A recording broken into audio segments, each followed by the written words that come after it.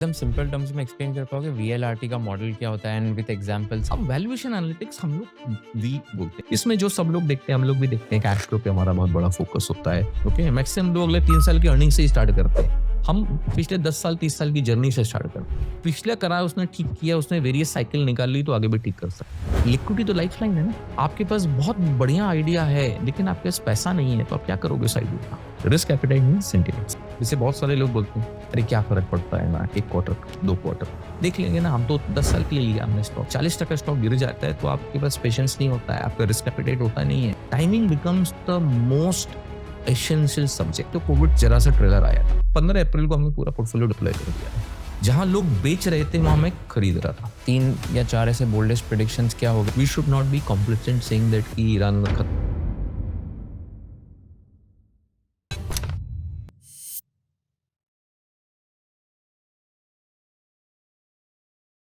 India is currently the fastest growing large economy in the world. And if you want to take real benefit of this growth story, investing in Indian businesses and companies is non-negotiable. Whether you're already investing in markets or just starting your investing journey, Grow is one of the platforms to do it. Grow's interface is very clean and intuitive. Here you can trade stocks, mutual funds, ETFs, IPOs, bonds, even commodities, all from one app. Portfolio tracking is also very structured. You can see performance, understand sector allocation, and get a complete breakdown of your investments in just a few tabs. And because of this simplicity and trust, Grow has become India's largest stockbroker today. Check out the Grow app today for more details and stay tuned for this entire episode of Conversation with Kushal. तो मैं पढ़ रहा था आपके बारे में and एक बहुत इंटरेस्टिंग चीज़ मुझे ये पता चली कि अर्थ एनालिटिक्स करके आप एक चीज़ एनालाइज़ करते हो। You analyze 1000 years of weather data and उसके बेसिस पे you predict what will happen in financial markets. तो क्या होता है ये और कैसे करते हो आप? देखिए, मार्केट्स में कोई एक डेटा पॉइंट्स नहीं होता। जब हम लोग मल्टी डायमेंशन रिसर्च की बात करते हैं, तो आपको जैसे अपने वैदिक साइंस में जाएँगे तो अपने यहाँ 64 डायमेंशंस की बात करते हैं, ओके? ये हमारा वैदिक हिस्ट्री है कि इसमें इतनी डायमेंशंस होती हैं। जैसे अभी हम लोग 3 डायमेंशन की बात करते हैं, but time is the 4th dimension. जैसे ही आप थ्योरी ऑफ रिलेटिविटी पे आएँगे तो आपको वो चीज़ें मैथमेटिकली और समझ में आएगा कि there is a proper way people have we were हम लोग तो एडवांस बहुत एडवांस थे अपने। तो हम लोग वो सब चीज़ों को कंबाइन करने की कोशिश करते हैं। अब जैसे हम बात करते हैं वेदर कंडीशंस की या अर्थ एनालिटिक्स में, क्या देखने हैं? हम लोग देखने की कोशिश करते हैं कि मैग्नेटिक फील्ड्स का इकोनॉमी से क्या लिंकेजेस है, ओके? अभी वो कहने को बहुत एब्सर्ड लगेगा कि ये क्या चीज़ है? बट फैक्ट ये है कि अगर आप देखेंगे कि हम लोग जून-जुलाई आता है या मई-जून से वेदर फ़ोरकास्ट स्टार्ट हो जाता है। अभी ऑलरेडी एल नीनो का फ़ोरकास्ट आ गया, ओके? और इंडिया एग्रीकल्चर इकोनॉमी है, ओके? तो यहाँ पे मॉनसून का बहुत बड़ा इम्पैक्ट है। तो मॉनसून का इम्पैक्ट इकोनॉमी से लिंक हो गया, करेक्ट? हम लोग उसका वेदर का डिस्ट्रीब्यूशन देखते हैं, अराइवल डेट देखते हैं, डिले का इम्पैक्ट समझते हैं। हम लोग समझने की कोशिश करते हैं कहाँ प्रेशर पॉइंट्स बिल्ड हो रहे हैं, कहाँ पे कितना रेन होगा। मेट डिपार्टमेंट भी क्या करता है, ऐसे ही फोरकास्ट करता है मैथमेटिकली और स्टैटिकली उनका जो डेटा होता है उसके ऊपर वो प्रेडिक्ट करते हैं, ओके। वो अलग चीज़ है कि हम लोग काफ़ी मज़ाक उड़ाते हैं कि आज मेट का फोरकास्ट है, तो हेवी रेन्स का, तो आज तो ड्राई डे जाएगा, ओके। तो वो देखिए हर चीज़ परफेक्ट नहीं होती है। ये तो गेम है ना, प्रोबेबिलिटीज़ का गेम है। आप हर चीज़ की प्रोबेबिलिटी पे फ़ोकस करते हैं। 100% प्रोबेबिलिटी हो आप कर ही नहीं सकते, नहीं तो आपके पास गॉड स्टेटस हो जाएगा, ओके? तो फिर ह्यूमन बीइंग का रेलेवेंस उड़ जाएगा, ओके? तो जब हम अर्थ एनालिटिक्स की बात करते हैं, तो हम लोग वेदर कंडीशन को भी देखते हैं, मैग्नेटिक फील्ड्स को देखते हैं।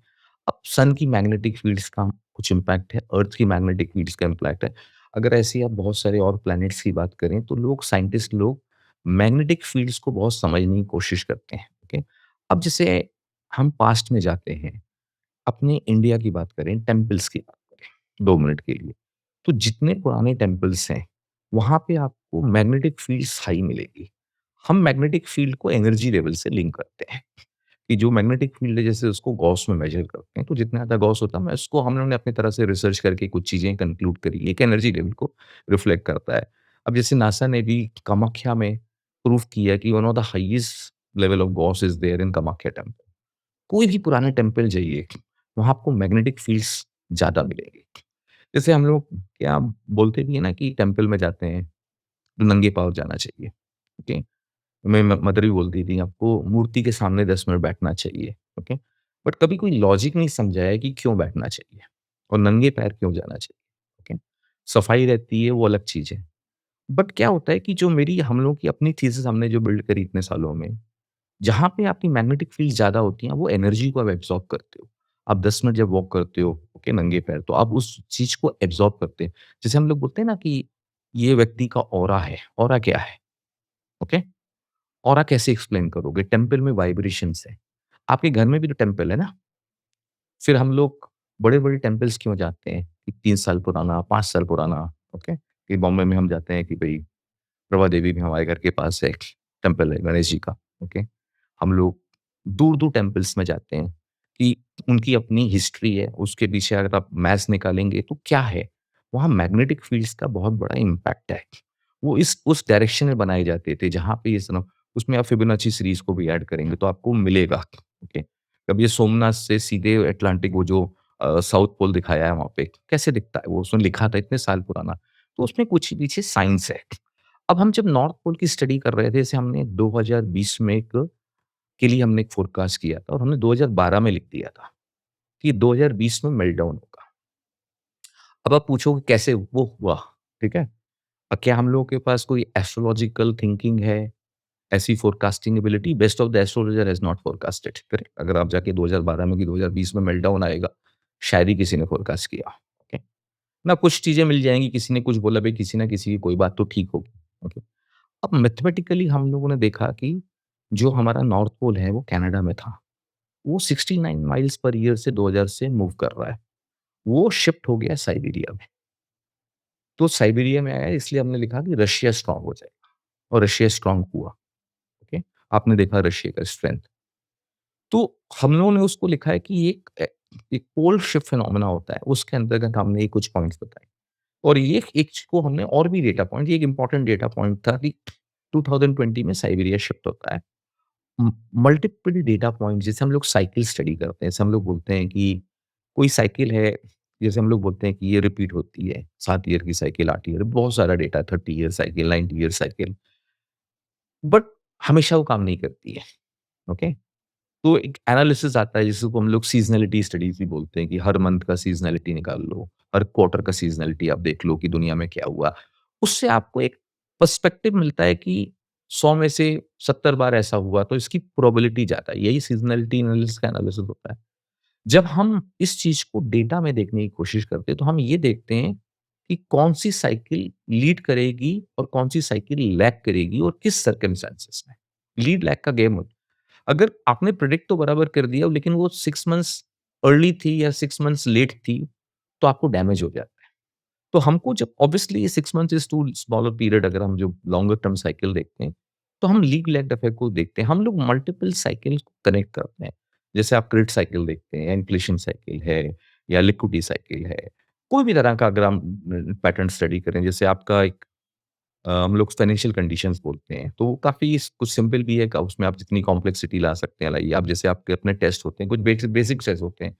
फिर आपको आज की तारीख में आपको कैंसर मार्किंग से लेके, गट से लेके बहुत सारे कॉम्प्लेक्स टेस्ट आ गए हैं, जो बहुत सारी चीज़ें आपको अर्ली स्टेज पे अलर्ट करती हैं, ओके?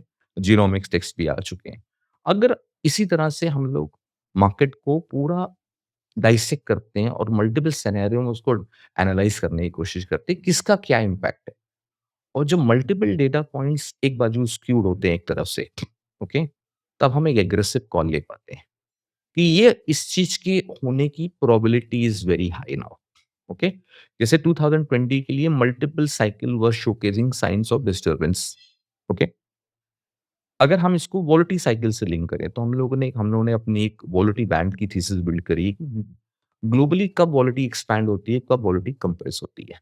आप मार्केट फोरकास्ट नहीं कर पाते हैं, लेकिन हम लोग एक और थीसिस बिल्ड की है मार्केट इम्प्लॉइड एनालिटिक्स कि मार्केट क्या इम्प्लाई कर रहा है, हम लोग रिवर्स कैलकुलेट करते हैं, जैसे रिवर्स इंजीनियरिंग करते हैं, ओके? हम लोग रिवर्स कैलकुलेट करते हैं। तो 2012 में जब हमने लिखा कि 2000 एंड 19 से 2032-33 तक geopolitical volatility will rise, okay? जो हुआ, ओके? और 2020 में लिखा था कि कमोडिटी प्राइसेस का बॉटम बनेगा एग्री स्टॉक का, 2021 से इन्फ्लेशन स्टार्ट हो जाएगा। वो year by year play out हुआ। 2024 के लिए लिखा था कि end 2024 gold precious metal will start rally like one of the biggest rally you will see in end 2024 beginning 2025 जो प्ले आउट हुआ। अब ये चीज़ें कैसे प्रेडिक्ट होती हैं?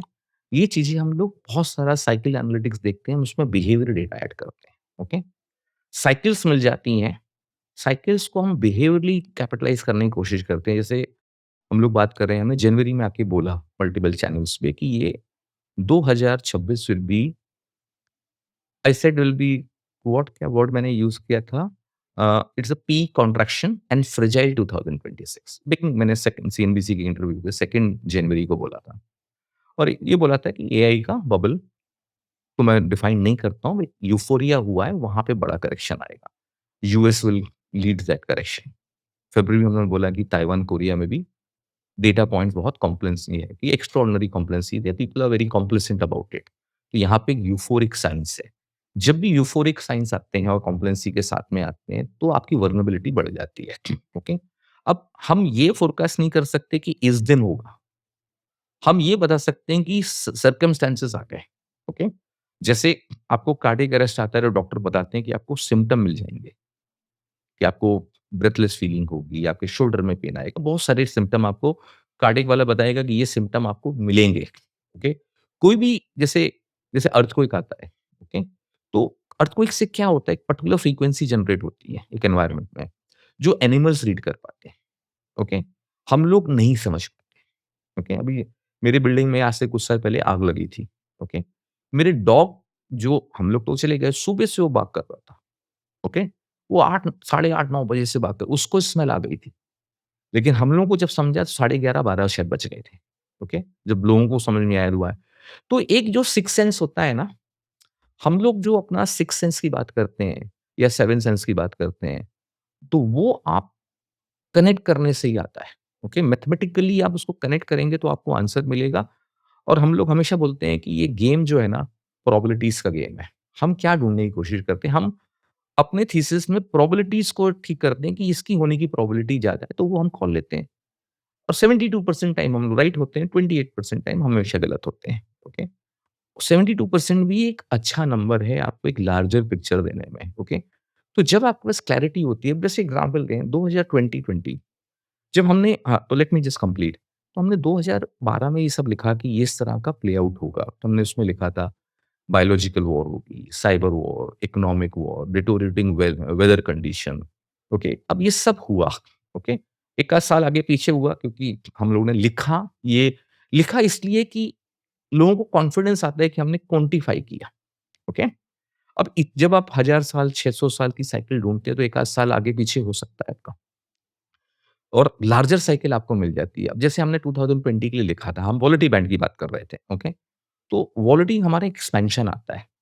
5 साल एक्सपैंड करता है, 5 साल कंप्रेस करता है। तो हमने 2018 की बुक में लिखा था कि 2018 से 2023 का वॉलिटी एक्सपेंशन साइकिल है, इसमें वॉलिटी एक्सपैंड होगी बिक्स के लिए, ओके? और 2020 हमने टाइमलाइन लिखा था कि 2000 इज़ वर्स्ट, 2020 अब देखिए 2000 और हमने 86% विक्स को फोरकास्ट किया था। उसकी एक अपनी हिस्ट्री है। अब वर्ल्ड वॉर 1 देखो, वर्ल्ड वॉर 2 देखो, कोविड क्राइसिस देखो, लीमैन क्राइसिस देखो, जितनी बड़ी क्राइसिस होंगी 87 की क्राइसिस देखो, वो हर बार वो लेवल पे स्पाइक आता है। ओके, वो क्यों आता है? ऑलरेडी अगर को मैं अलग ढंग से देखें कि आपका पेशेंस कब टेस्ट हो जाता है, ओके? हर आदमी का एक पेशेंट टेस्ट होने का एक लेवल होता है। कोई जल्दी पैनिक करता है, कोई बहुत बाद में जैसे हम लोग बोलते हैं मार्केट में pension fund the last person to shift their asset allocations. Hedge funds are the first to do it, okay? But pension fund जब करता है वो सर्टेन है कि वो लास्ट में कर रहा है, ओके? उसको क्लैरिटी होती है वो कंजर्वेटिव इन्वेस्टर है।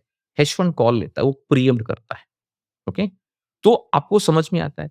ऐसे ही जब हम वॉलेटी को मैथमेटिकली नहीं इसको अगर आप बिहेवियर लिंक करें, तो हमने क्या देखा कि एक लेवल पे आके वो स्पाइक करता है, उस लेवल पे मार्केट का पेशेंट टेस्ट हो जाता है और वो लेवल हिस्टोरिकली काम करता है।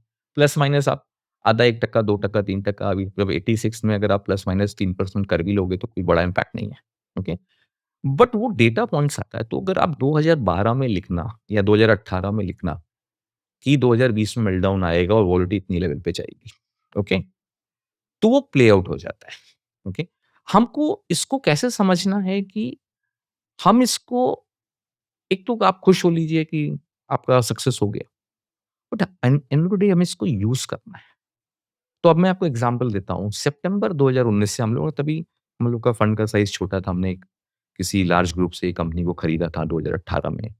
तो हमने 2019 से हमने बस हमारा जो वीएलआरटी फ्रेमवर्क है उसके हिसाब से हमने एक कॉल लिया कि यहाँ से हमें फार्मा ऐड करना है। 2019 के बॉटम में अगस्त 19 में हमने फार्मा ऐड किया और मार्च 2020 आते-आते हमारा weightage pharma, FMCG, IT, health care बहुत बड़ा एक्सपोज़र था एफएमसीजी, ओके? और हमने क्या एक्सपोज़र ज़ीरो कर दिया विदाउट नोइंग दैट तभी तो कोविड ज़रा-सा ट्रेलर आया था, ओके? उसका इम्पैक्ट तो बहुत बाद में समझ में आया।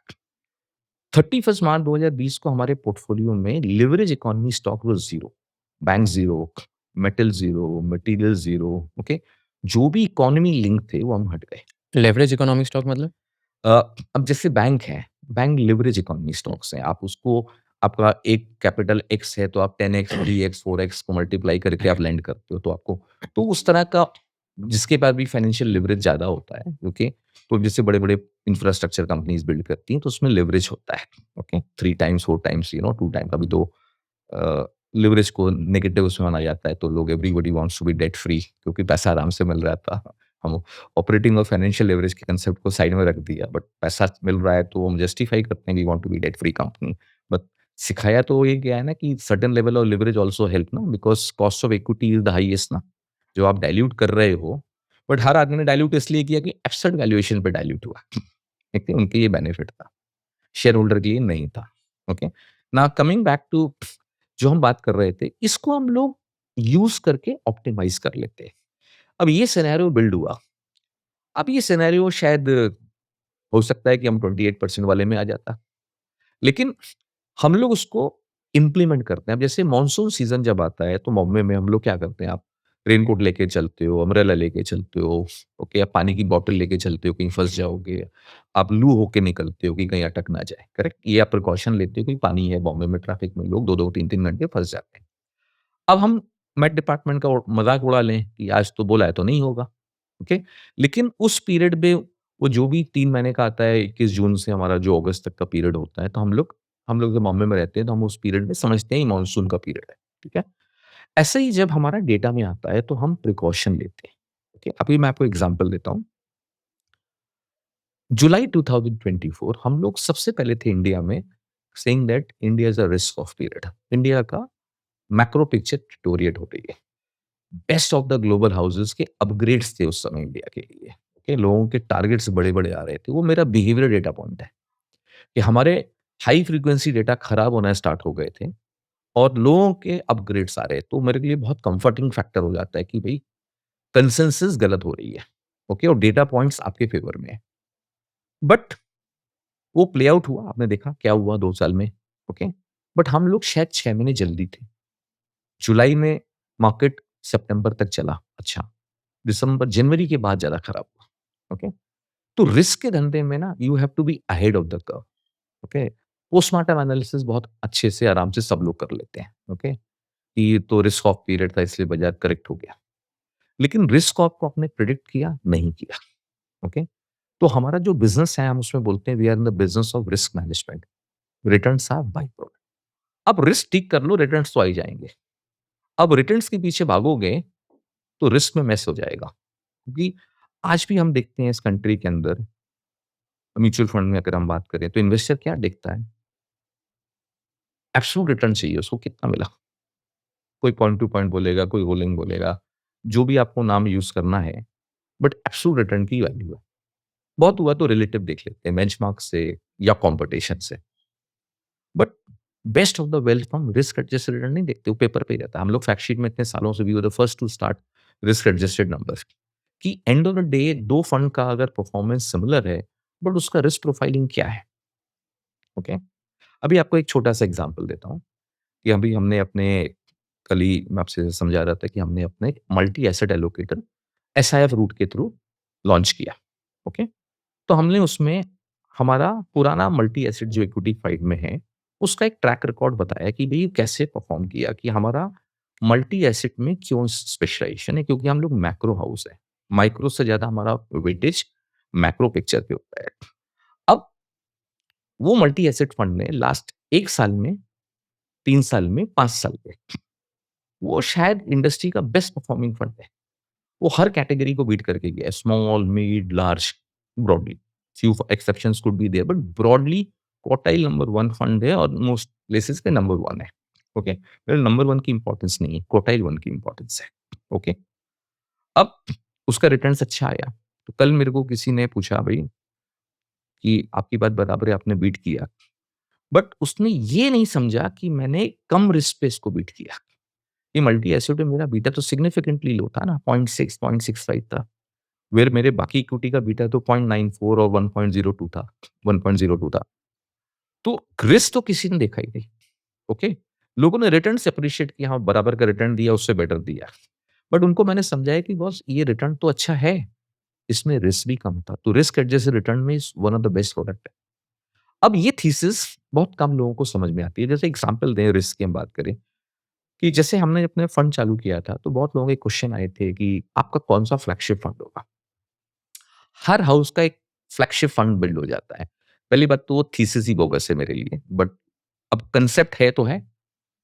तो मैंने उनको बोला था कि हमारे लिए सबसे बड़ा फंड अगर कोई मेरे को पूछेगा कि हमारे 10, 12, 15 साल करियर में क्या बड़ा हो सकता है? तो हमने बोला था मल्टी एसेट सबसे बड़ा फंड होगा आपका। लोग हमको मल्टी एसेट फंड से पहचानेंगे, हमारा वो फ्लैगशिप होगा। क्यों हमने मल्टी एसेट बोला? कि मल्टी एसेट में आपका रिस्क प्रोफाइलिंग कम हो जाता है, आप रिस्क ज़्यादा अच्छे से मैनेज करते हो। जब आपको खाली लेट्स से एग्जांपल कोई इक्विटी प्रोडक्ट, तो आप इक्विटी में ही फ्लेक्सिबिलिटी है। चाहे आप फ्लेक्सी कैप ले लीजिए, लेकिन आपको फ्लेक्सिबिलिटी सिर्फ इक्विटी की ही है। एसेट क्लास के मूवमेंट की फ्लेक्सिबिलिटी नहीं है। ठीक है? अभी सेबी ने दे दिया है कि आप प्रेशियस मेटल को भी इक्विटी फंड में ले सकते हैं, जो हम लोग ऑप्टिमाइज़ करेंगे राइट टाइम पे। अब इक्विटी का है तो इक्विटी का सर्टेन रिस्क है। जब हमको सेक्टर रोटेशन की बात समझ में आती है, स्टॉक रोटेशन की बात समझ में, एसेट एलोकेशन की बात पेपर पे रह जाती है। ओके? कुछ लोग इंडस्ट्री में एसेट एलोकेशन पे वेटेज दिया और अच्छा काम किया। अब एसेट एलोकेशन में ऐसे मनी मैनेजर हमारे पास क्या फ्लेक्सिबिलिटी, हाईएस्ट फ्लेक्सिबिलिटी है। ओके? हम कभी भी किसी भी एसेट क्लास में शिफ्ट कर लेते हैं, जबकि म्यूचुअल फंड में तो हमको 10% का रिस्ट्रिक्शन है, हमको 10% मिनिमम मेंटेन करना है। प्रेशियस मेटल 10% फिक्स इनकम या फर्स्ट इक्विटी, फिर भी काफ़ी अच्छी फ्लेक्सिबिलिटी थी। अब जैसे क्यूसिप का प्रोडक्ट आया, इसमें हम लोगों को सेबी ने और बड़ी फ्लेक्सिबिलिटी दे दी है। ओके, हम 0 टू 100 कर सकते हैं। मैं 100% गोल्ड खरीद सकता हूँ, 100% क्रूड खरीद सकता हूँ, 100% कैश रख सकता हूँ, 100% इक्विटी खरीद सकता हूँ, 100% स्मॉल कैप खरीद सकता हूँ। आपका रिस्क ऑन, रिस्क ऑफ का कैसा एनवायरनमेंट, आप मैक्रो एनवायरनमेंट को समझिए। इसलिए हम लोग एडाप्टिव एसेट एलोकेशन की बात करते हैं कि भाई मैथमेटिकली नहीं जाते हैं कि मार्केट में क्या प्रिवेल हो रहा है। आप पहले मैक्रो को डाइजेस्ट करिए, आपका सराउंडिंग में क्या है, उसके हिसाब से अपने पोर्टफोलियो को अडैप्ट करिए। ओके, तो अभी मैं से आपको एक मल्टी एसेट का एग्जांपल दिया। अब इस प्रोडक्ट में देखिए हमारा क्या ब्यूटी है, हमें एसेट एलोकेशन का फ्लेक्सिबिलिटी मिल गई, रोटेशन की फ्लेक्सिबिलिटी मिल गई, हमें इसमें लॉन्ग ड्यूरेशन डेट खरीदना है, सिर्फ लिक्विड फंड में रखना है या सिर्फ कैश रखना है, हमारे पास 100% फ्लेक्सिबिलिटी है। क्योंकि कभी-कभी एनवायरनमेंट में मेक सेंस बनता है कि आप शॉर्ट टर्म ड्यूरेशन में ही रहें। ओके, कोई अपॉर्च्युनिटी आती है कि लॉन्ग टर्म ड्यूरेशन अच्छा है। अब प्रोडक्ट में फ्लेक्सिबिलिटी है, अगर मेरे को इक्विटी नहीं समझ में आता है तो मैं इसमें पूरा पोर्टफोलियो भी हेज कर सकता हूँ और इसके अलावा मैं 25% नेकेड शॉर्ट भी बिल्ड कर सकता हूँ। अब ये जो कांसेप्ट है नेकेड शॉर्ट का, ओके, सेबी के इसको रेगुलेशन में हम लोग उसको डेरिवेटिव के अनलिवरेज की लिवरेज के एंगल से नहीं समझाते हैं, समझना है कि डेरिवेटिव आपका एक रिस्क मैनेजमेंट टूल है। हमको सेबी ने क्या इंस्ट्रक्शन दी है, आप लिवरेज नहीं कर सकते। डेरिवेटिव इंस्ट्रूमेंट को जब आप लिवरेज करते हो तो आपका रिस्क बढ़ता है। लेकिन एक माइंडसेट है डेरिवेटिव है, नहीं लेना। डेरिवेटिव में रिस्क है। अरे भैया वो तो रिस्क का टूल है, रिस्क को कंट्रोल करने का टूल है। तो आपको क्यूसिफ में हमको 25% नेकेड शॉर्ट का ऑप्शन दे दिया। मैं कवर्ड कॉल कर सकता हूँ। कोई सेक्टर मुझे खराब लगता है, मैं उसको शॉर्ट कर सकता हूँ। हम शॉर्ट करके अल्फा कैसे जनरेट करें ये माइंडसेट अभी नहीं है इंडिया में।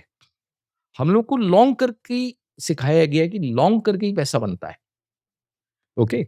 जैसे एग्ज़ाम्पल था अभी हम लोगों ने स्टार्ट किया तो हमने पूरा 25 नहीं किया, हम लोग 9% तक गए, 12% तक गए, 9 एवरेज 9 के ऊपर हम लोग नहीं गए। क्योंकि हमारी टीम को भी टाइम लगता है। कि आपने लॉन्ग करके कोई लॉस हो गया तो एक्सेप्टेबल है, हमने लॉन्ग टर्म के लिए लिया है, ठीक है, मार्केट वॉलेटाइल है। बट आप जब शॉर्ट करते हो या हेज करते हो और उसमें लॉन्ग हो जाता है तो लोगों को माइंड से अरे! पैसा लग रहा है इसमें। भाई इंश्योरेंस का तो कॉस्ट देना पड़ता है ना, ओके? आप इंश्योरेंस के खरीदते ही थोड़ी आपका एक्सीडेंट हो जाएगा कि आपको बेनिफिट मिलेगा। आप इंश्योरेंस एक्सीडेंट होने के लिए नहीं खरीदते, आप उसको हो गया तो प्रोटेक्ट करने के लिए खरीदते।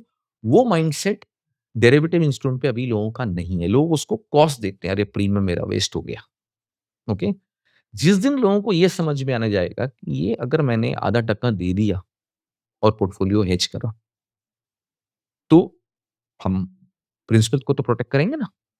अब जैसे बहुत से लोग हमारे पास हम लोग करते थे, ने तो बहुत से लोग आते हैं कि सर आप अपना हेज क्यों करते हो? हमने तो आपको लॉन्ग टर्म के लिए पैसा दिया, आपने हेजिंग क्यों की? जब कॉल सही हो जाता है तो कोई बात नहीं करता है। कॉल गलत हो जाता है तो हमको भी लेक्चर सुनने को मिलता है। सर आपको तो मैंडेट ही नहीं था, हमने तो लॉन्ग के लिए पैसा दिया था, हमने कब बोला? बाज़ार खराब हो जाएगा तो हम विथड्रॉ कर रहे हैं। सो वो जो उसमें मैं किसी को ब्लेम नहीं करूँगा। मेरा इतना ही सा पॉइंट है कि रिस्क को लेके जो अंडरस्टैंडिंग है, वो नहीं है। अब जैसे एसआईपी प्रोडक्ट आया, क्या होता है SIF? Specialized investment funds. Globally market काफ़ी इवॉल्व्ड हो गए। हम लोग अभी स्टिल इमर्जिंग मार्केट बोलते हैं। हम लोग अभी भी इवॉल्व नहीं हुए हैं, इसलिए इमर्जिंग है। बट मैं फिर भी मानता हूँ इंडिया काफ़ी इवॉल्व हो चुका है।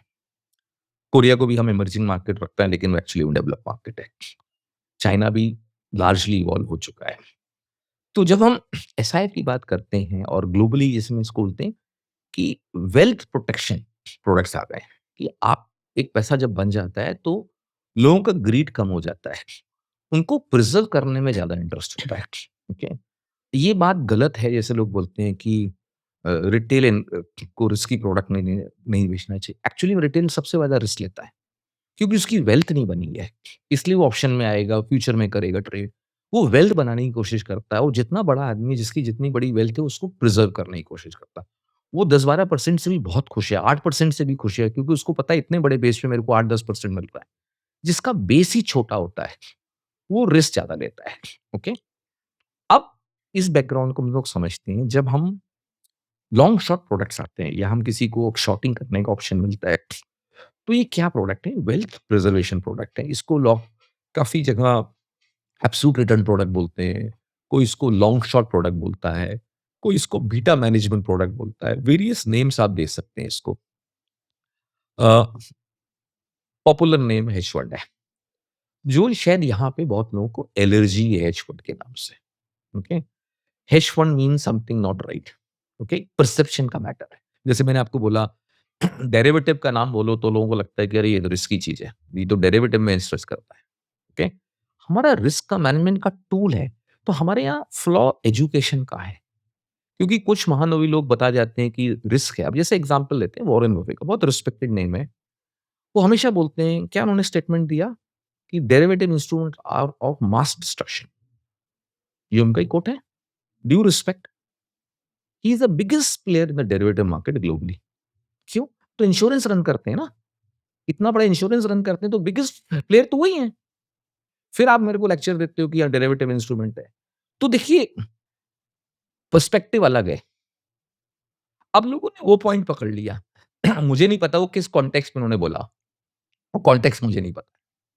अब वो लाइन को पकड़ के लोग बोलते हैं कि देखो वॉरेन बफे ने बोला है। यहाँ सब वॉरेन बफे की औलादे हैं, क्योंकि लॉन्ग टर्म है सब कुछ। बट ऐसा नहीं है। वो जब पीरियड में आए थे तब वो अर्ली स्टेजेस में होता है, तब हम लॉन्ग टर्म सोचना चाहिए। आपकी short term, medium term needs भी है ना। आप ये तो नहीं बोलोगे यार अपनी गर्लफ्रेंड को या वाइफ को कि यार अभी रुक 6 महीने बाद पैसा सेव कर लेते हैं, तब तेरे को रेस्टोरेंट में ले चलूँगा। या 2 साल रुको अभी सेव करते हैं, फिर मैं हॉलिडे पे लेके जाऊँगा। करेक्ट? आपका नीड है ना, तो आपकी short term, medium term need भी है। इसलिए हम जब पोर्टफोलियो कंस्ट्रक्ट करते हैं, हम बोलते हैं कि हमारा पोर्टफोलियो में short term, medium term, long term और मल्टी डेकेड भी हम लोग रखते हैं पोर्टफोलियो। 20 तक हम लॉन्ग टर्म भी रखते हैं, जो हमें शायद 10-10 साल का व्यू लेते हैं हम लोग। बट बहुत पोर्टफोलियो 30% पोर्टफोलियो ऐसा भी होता है जो शॉर्ट टर्म होता है। क्योंकि हमें अगर लॉन्ग टर्म थीसिस हमारी प्ले आउट नहीं हो रही, तो हमारा पूरा पोर्टफोलियो लॉन्ग टर्म है तो डैमेज होगा। हमें कुछ अपॉर्च्युनिटी शॉर्ट टर्म के लिए पिक करनी है। इसलिए इसको लार्जर इंटरेस्ट में जब आप ऐड करो, तो आपको बहुत सारी चीज़ों का आंसर मिलता है, ओके? अभी एग्ज़ाम्पल तौर पे पकड़ें, जैसे हम लोगों ने अभी परसों की फैक्ट शीट में लिखा कि इंडिया में हमारा कैपिचुलेशन इंडेक्स इज स्पाइक्ड, तो we are in the capitulative phase, either bottom is already in place और we are very closer to bottom. और हमने फरवरी में आके बोला था, मार्च में बोला कि मार्च एंड तक एक बॉटम बनेगा। ओके, हमेशा अपना इंडिया में कुछ टैक्सेशन का एडजस्टमेंट होता है और एक इवेंट होता है हमेशा, फर्स्ट क्वार्टर थोड़ा सा वीक होता है जिसको आप सीजनलिटी एनालिसिस में भी ऐड कर सकते हैं, बट उसके पीछे फैक्टर्स हैं। ओके, उसके अलावा हमारे डेटा पॉइंट्स थे कि हमें ग्लोबल कॉम्प्लेंसी दिखती थी। ओके, तो अब हमने उसमें लिखा कि this is the time to capitalize not to capitulate, worst is behind us but best is yet to begin. तो आप एनालिटिक के साथ बोला, क्लैरिटी है। अब ये सिचुएशन में आप देखिए, लोगों के हाथ पैर फूले हुए हैं। ओके, लोग वॉमिट कर रहे हैं, मतलब गिव अप स्टेज पे आ चुके हैं कि मैं एसआईपी बंद कर देता हूँ, मैं पोर्टफोलियो बेच देता हूँ। ओके, अब यहाँ पे एनालिटिक्स में आपको हेल्प करता है मैच्योरिटी के साथ कॉल लेने में, कि जब मेरे को साइंस ऑफ कैपिचुलेशन दिख रहे हैं, तो मैं लूँगा ना। मैं इक्विटी एक्सपोज़र हमने बढ़ाया है, हमने स्मॉल कैप का भी एक्सपोज़र बढ़ाया। 2 साल पहले मैं आके बोलता था कि रिस्क है, ओके? और उस पीरियड में हमने क्लियर बोला रिस्क है, और हम थोड़ा जल्दी थे रिस्क की कॉल देने में, हमने अंडर परफॉर्म भी किया उसके कारण, ओके? अब बहुत लोगों को एतराज़ था, अरे आपका 5 साल का बहुत 4 साल 5 साल का बहुत अच्छा परफॉर्मेंस था, 1 साल आपने 1.5 साल अंडर परफॉर्म कर दिया। क्या चेंज हो गया? भई चेंज कुछ नहीं हुआ, एक्स्ट्राऑर्डिनरी रिटर्न्स आए थे। हमने शायद ज़्यादा कंज़र्वेटिव हो गए, हमको लगा प्रिज़र्व करना चाहिए, और वो साइकिल 6 महीने आगे चली गई। उतना परफेक्ट तो हम भी नहीं हैं। लेकिन हमने एक अर्ली स्टेज पे कॉल लिया और हमने उसमें लिखा है कि इस समय liquidity is prime, safety is secondary and third is your returns. जब रिस्क ऑफ में ये रिस्क ऑन होता है, तो हमारा रिस्क का एंगल सेफ्टी लास्ट हो जाता है, लिक्विडिटी सेकंड हो जाता है, रिटर्न टॉप में चला जाता है। ओके? तो अगर हम इसको चेंज कर पाएँ और प्ले कर पाएँ, तो आपको एक साइकोलॉजिकली इफेक्ट फ़ायदा मिलता है। देखिए, एक पूरा जो स्टॉक मार्केट या फाइनेंशियल मार्केट का गेम है ना, बहुत पेशेंस का गेम है, जो हम लोग बोलते हैं। बट पेशेंस से ज़्यादा ये एक मेंटल गेम है, और बहुत लोग इस मेंटल गेम में हार जाते हैं। ओके? क्योंकि उनको उस तरह का स्ट्रेस नहीं ले पाते। ओके? वो उस तरह के, से हम लोग जिसे बोलते हैं कि वोलेटिलिटी आती है, तो बहुत लोग बोलेंगे, अरे वोलेटाइल है, थोड़ा सेटल होने दो। I will buy 5% 10% higher, let this just settle down. Falling knife हम कैच नहीं करेंगे। ठीक है? एक जनरल आपको स्टेटमेंट मिलेंगे। हम लोग का थोड़ा अलग अप्रोच है। We think we thrive volatility. हमें वोलेटिलिटी में बहुत मज़ा आता है। हमें अपॉर्च्युनिटीज़ मिलती है, ये बेच दो, वो खरीद लो। जब मार्केट वोलेटाइल होता है, तो आपका रियल एज आता है। एक होता है वोलेटाइल और एक होता है वन वे कोलैप्स। कोलैप्स में सबको डैमेज होता है। बट जब मार्केट कहीं नहीं जाता और शार्पली 10% ऊपर 5% नीचे, जैसे बीच में सिल्वर में हो रहा था, गोल्ड सिल्वर में सर, हमने बिगिनिंग ऑफ द ईयर बोला था इस साल क्रिप्टो जैसा एक्टिविटी आपको प्रेशियस मेटल में मिलेगा। जो लोगों को बहुत सेफ्टी दिखता था, वो प्ले आउट हुआ, और हमने वर्चुअली टॉप पे गोल्ड बेचा 5500 पे, सिल्वर अपने पोर्टफोलियो में 111 पे। ओके, वो क्यों बेचा? कि टाइमिंग। ओके, अब जैसे जिसको मैंने बोला फोर्थ डायमेंशन टाइम है। टाइमिंग हमारे लिए रिस्क मैनेजमेंट टूल है। टाइमिंग हमारे लिए एक एनालिटिकल टूल है। बहुत से लोग मैं देखता हूँ लिखते हैं हमारे ऊपर, अरे ये लोग तो ट्रेडर है, ये लोग तो टाइमिंग करने की कोशिश करते हैं। दुनिया वॉरेन बफे सिखा गए, nobody can time the market. Correct? जब आपको जो जैसा मौका मिलता है वैसा लोग कोट कर देते हैं, ठीक है? बट फैक्ट रिमेन है कि everybody wants to time the market, everybody wants to be at right place right time. कौन सा ह्यूमन बीइंग है जो ये इस चीज को डिनाई करेगा? आप मीडिया में एक्सेप्ट नहीं करोगे, रियलिटी ये है कि आप भी टाइम करने की कोशिश कर रहे हो। आपसे हुआ नहीं, वो हकीकत है, लेकिन टाइम तो आपने भी करने की कोशिश करी ना। तो टाइमिंग को जिस दिन हम रिस्क मैनेजमेंट के एंगल से समझना स्टार्ट करेंगे, यू विल बी विनर। हमारे यहाँ प्रॉब्लम कहाँ है कि हमको ये जो थीसिस समझाई गई है, timing is wrong, nobody can the market, time in the market is important. I agree, time in the market is important. Time in the market से आपको मैच्योरिटी आती है। जिसने, जैसे मैं 92 से अपने मार्केट में हूँ, ओके? तो मैंने हर्षद फेज़ भी देखा, मैंने 2000 केतन फेज़ भी देखा और डॉट कॉम बबल भी देखा, ओके? हमने 2008 का लीमन क्राइसिस या लिक्विडिटी क्राइसिस भी देखा, 2018 का क्राइसिस देखा, 2020 का देखा, ओके? और शायद 87 का क्राइसिस हम कॉलेज में थे, ओके? हमने उस चीज़ों को ऑब्ज़र्व किया और फ़ील किया। जब आप मार्केट में होते हो तो आप ट्रेड करते हो, आपके पास प्रेशर होता है, आप समझते हो, कोई ना कोई फ़ॉर्म में तो मार्केट में रहे ना हम लोग, ओके? उस चीज़ को हमको बेनिफिट मिलता है। ओके? अब जैसे आज का ही माहौल पकड़ें, हम डेटा वाले लोग हैं, हम डेटा एनालिटिक्स करते हैं। इस समय हमारे पास भी 18-20% कैश था, आज हम 2-3% पे आ गए। हमने डिप्लॉय किया, इस अपॉर्च्युनिटी को कैपिटलाइज़ किया, फॉल तो हमारा भी आया, ओके? लेकिन अगर यहाँ से बाज़ार बढ़ा और हमारा जो थीसिस है, तो हमें उसका बेनिफिट मिलेगा। बहुत लोग आके जो सक्सेसफुल हो गए कि भई मैंने कॉल ले लिया था कैश का, उन्होंने और कैश बढ़ा दिया। फिर वो ओवर कॉन्फिडेंस हो जाता है कि देखो मेरा कॉल ठीक गया, अब तो मैं और कैश बढ़ा रहा हूँ। ये बाज़ार बहुत खराब लगता है। जब वो क्या होता है कि बायसेस क्रिएट हो जाते हैं, जब आप सक्सेसफुल हो जाते हैं कोई एक कॉल तो आपको कैरिड अवे नहीं होना है। वो इन्फ्लेक्शन पॉइंट पे आपको यूटिलाइज़ करना है अपनी पोज़ीशन को अनवाइंड करने में या रिवर्स करने में। क्योंकि ये व्यू हमेशा नहीं रहने वाला है। जैसे वोलेटिलिटी होती है, वोलेटिलिटी कुछ दिन स्पाइक करती है, फिर सेटल हो जाती है, ओके?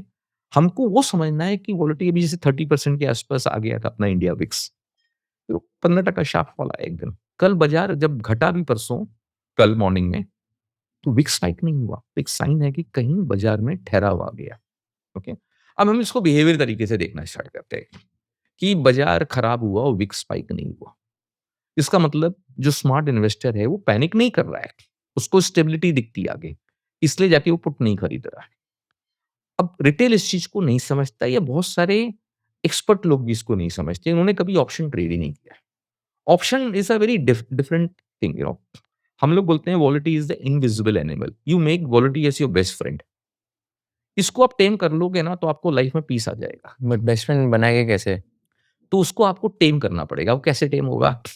इसलिए मैंने बोला है मेंटल गेम, ओके? वो एनालिटिक्स से ट्रेन होता है और आपको थोड़ा बहुत एक्सपीरियंस से समझ में आता है। कि अभी जैसे क्लासिक एग्ज़ाम्पल देखें, जुलाई 2024 में मैंने आपको बोला best of the global firm के इंडिया अपग्रेड्स थे। लास्ट 2 महीने में देखो best of the global firm के इंडिया के डाउनग्रेड्स आ गए। सबने डाउनग्रेड कर दिया, ओके? अच्छा ये कौन डाउनग्रेड कर रहा है? भैया हम लोग किसी ऑर्गनाइज़ेशन का मज़ाक नहीं उड़ा रहे। अल्टीमेटली हम क्या देखते हैं? ह्यूमन साइक है। ह्यूमन ही लोग तो इन्वॉल्वड है ना। हमको लगता है कि वो एनालिस्ट है, बहुत रेटेड एनालिस्ट है, बट वो भी तो पहले ह्यूमन बीइंग है ना। जो आपको दिख रहा है, उसको दिख रहा है, उसको शायद ज़रूरत से ज़्यादा दिखता है, क्योंकि उसका बिज़नेस है ये, उसका रिस्क समझने का। तो वो पैनिक में आता है। जब आपके अपग्रेड, डाउनग्रेड्स आते हैं, तो एनालिस्ट का माइंडसेट उसमें होता है। उसका बिहेवियरल डिस्टर्बेंस आता है। 30% गिरने के बाद ही क्यों डाउनग्रेड्स आते हैं? टॉप पे डाउनग्रेड्स तो आते नहीं हैं, बहुत ही रेयर आते हैं टॉप में। बॉटम में अपग्रेड्स आते ही नहीं हैं। 30% बाज़ार बढ़ जाएगा, तो अपग्रेड्स आ जाएँगे। यही लोग आके आपको 6 महीने बाद बोलेंगे, "अरे! इंडिया इज़ रिकवरी पाथ पे अरे 30% बढ़ गया भई बाज़ार नहीं। 30% नीचे तो आपने सेल डाल दिया था। 30% ऊपर आपको अच्छा लगता है, तो आपने तो 60% का लॉस हो गया। करेक्ट? अब ये चीज़ आप कैसे हम लोग तो एनालिटिक्स हम लोग उसपे एनालिटिक्स बनाते हैं। इसलिए हमारी कंपनी का नाम है क्या? Quant. We quantify everything. We do behaviour analysis, we do qualitative work, we do quantitative work. But हर चीज़ को क्वांटिफाई करो। फियर एंड ग्रीड को क्वांटिफाई करो, तो आप विनर हो। आपको जैसे लगता है कि मेरे को लगता है, लगने की वैल्यू नहीं है, करेक्ट? हुँ, लगने को क्वांटिफाई कर सकते हो क्या कि आपका ग्रिड कितना है और वो आप कर सकते हो। अगर कोई जैसे मेरे को एग्ज़ाम्पल लोग पूछते हैं कि सर हम कैसे इसको समझें? तो मैं इनको बोलता हूँ कि देखो पीक ऑफ द मार्केट में हर इन्वेस्टर का रिस्क एपेटाइट हाईएस्ट होता है, ओके? और हर आदमी लॉन्ग टर्म इन्वेस्टर हो जाता है, जब वो रियलिटी में नहीं है। और फिर वो 6 महीने में बाज़ार खराब होता है और पैनिक कर जाता है। क्योंकि यही बंदा 6 महीने पहले बोला है मैं तो लॉन्ग टर्म हूँ, मेरा रिस्क एपेटाइट है, मेरे को इक्विटी में सब डालना है, ओके? तो मैं उनको बोलता हूँ कि भई अगर आपने साइकिल्स देखी हैं, तो आप देखिए आपने 2000 में कैसे रिएक्ट किया था। अगर आप हर्षद पेज में नहीं थे, शायद बहुत लोग नहीं थे। अ, आपने 2018 में क्या किया अपने पोर्टफोलियो में? जब कोविड आया तो 2020 में आपने क्या किया? आपने बॉटम में निकाला कि आपने ऐड किया, ओके?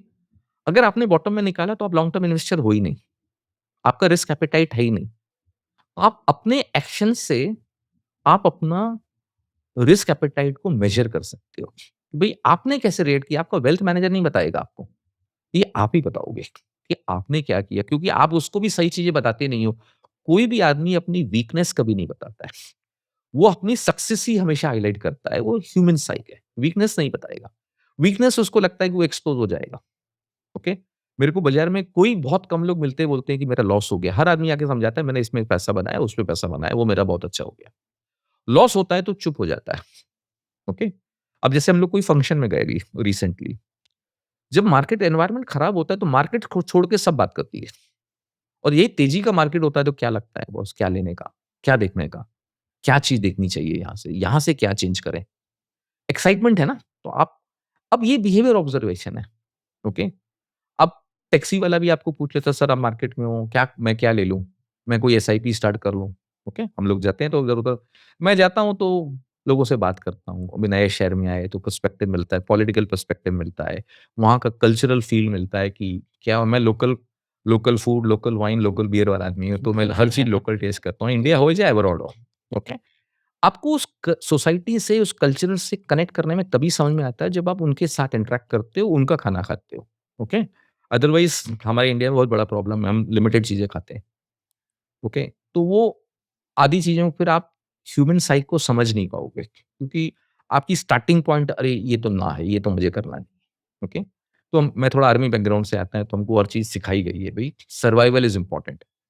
आप मेरे क्लोज़ फादर के फ्रेंड थे, कर्नल मान थे। उन्होंने उनको सिखाया, ही ऑलवेज़ से सन यू हैव टू ईट। तो उन्होंने मेरे को हर चीज़ टेस्ट कराई, ओके? और हर पॉसिबल चीज़ मेरे को टेस्ट कराई जो हम शायद नाम भी नहीं लें। उसका एडवांटेज क्या हुआ, एक पर्सपेक्टिव मिला, मेरी हेट्रेड फीलिंग चली गई। मैं खाता नहीं हूँ, लेकिन अब मैं उस चीज़ को मेरे बाजू में बैठे बीफ भी खा लेगा तो मुझे हेट्रेड नहीं है उसके से, वो पोर्क भी खाएगा तो मुझे कुछ दिक्कत नहीं है उससे कि भई मैं इसके साथ नहीं बैठ सकता, ओके? हमारे कल्चर में नहीं आता है। मेरी हेट्रेड खत्म हो गई, तो मैं उसके संग इन्वॉल्व हो सकता हूँ, मैं उसके साथ एंगेज करके बात कर सकता हूँ। हम तो सेल साइड भी किया है, तो क्लाइंट से आप एंगेजमेंट कैसे रखोगे? आपके डिनर टेबल जहाँ पे मैक्सिमम एंगेजमेंट होता है, वहीं पे उसको फीलिंग आए कि ये थोड़ा अलग ढंग का आदमी है, हमारे से जेल ही नहीं होगा कभी, ओके? तो आप उससे कनेक्ट भी नहीं कर पाओगे कभी।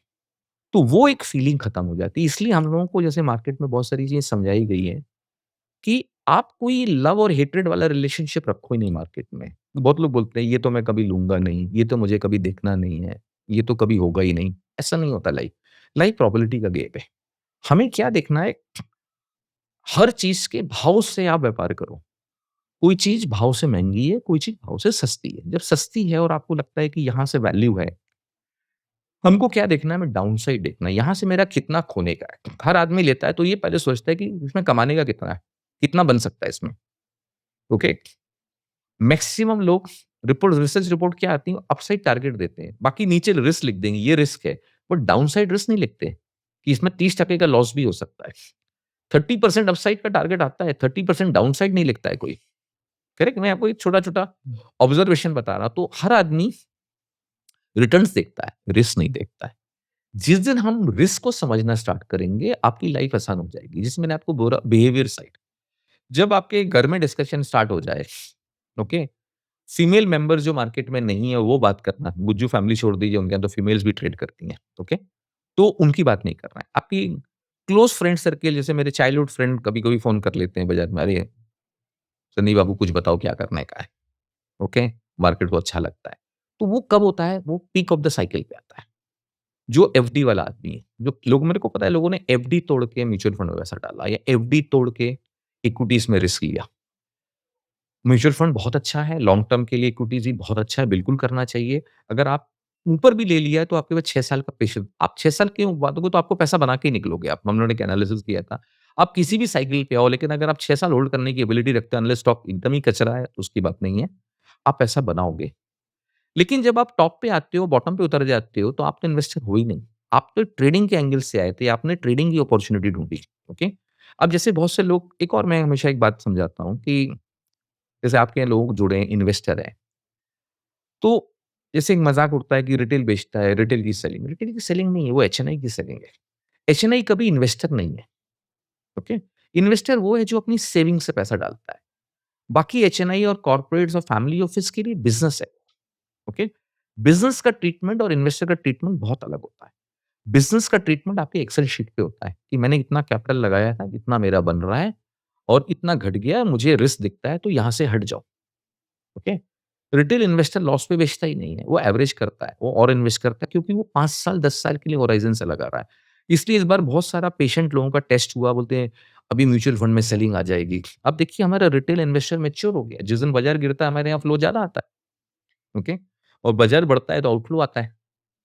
तो ये एक मैच्योरिटी इन रिटेल इन्वेस्टर की है जिसको हम लोग पहले मज़ाक में बोलते थे गाँव आ गया, गाँव टॉप पे आता है। तो गाँव has become very mature, okay? इसलिए ये अलग ढंग का पर्सपेक्टिव हो गया।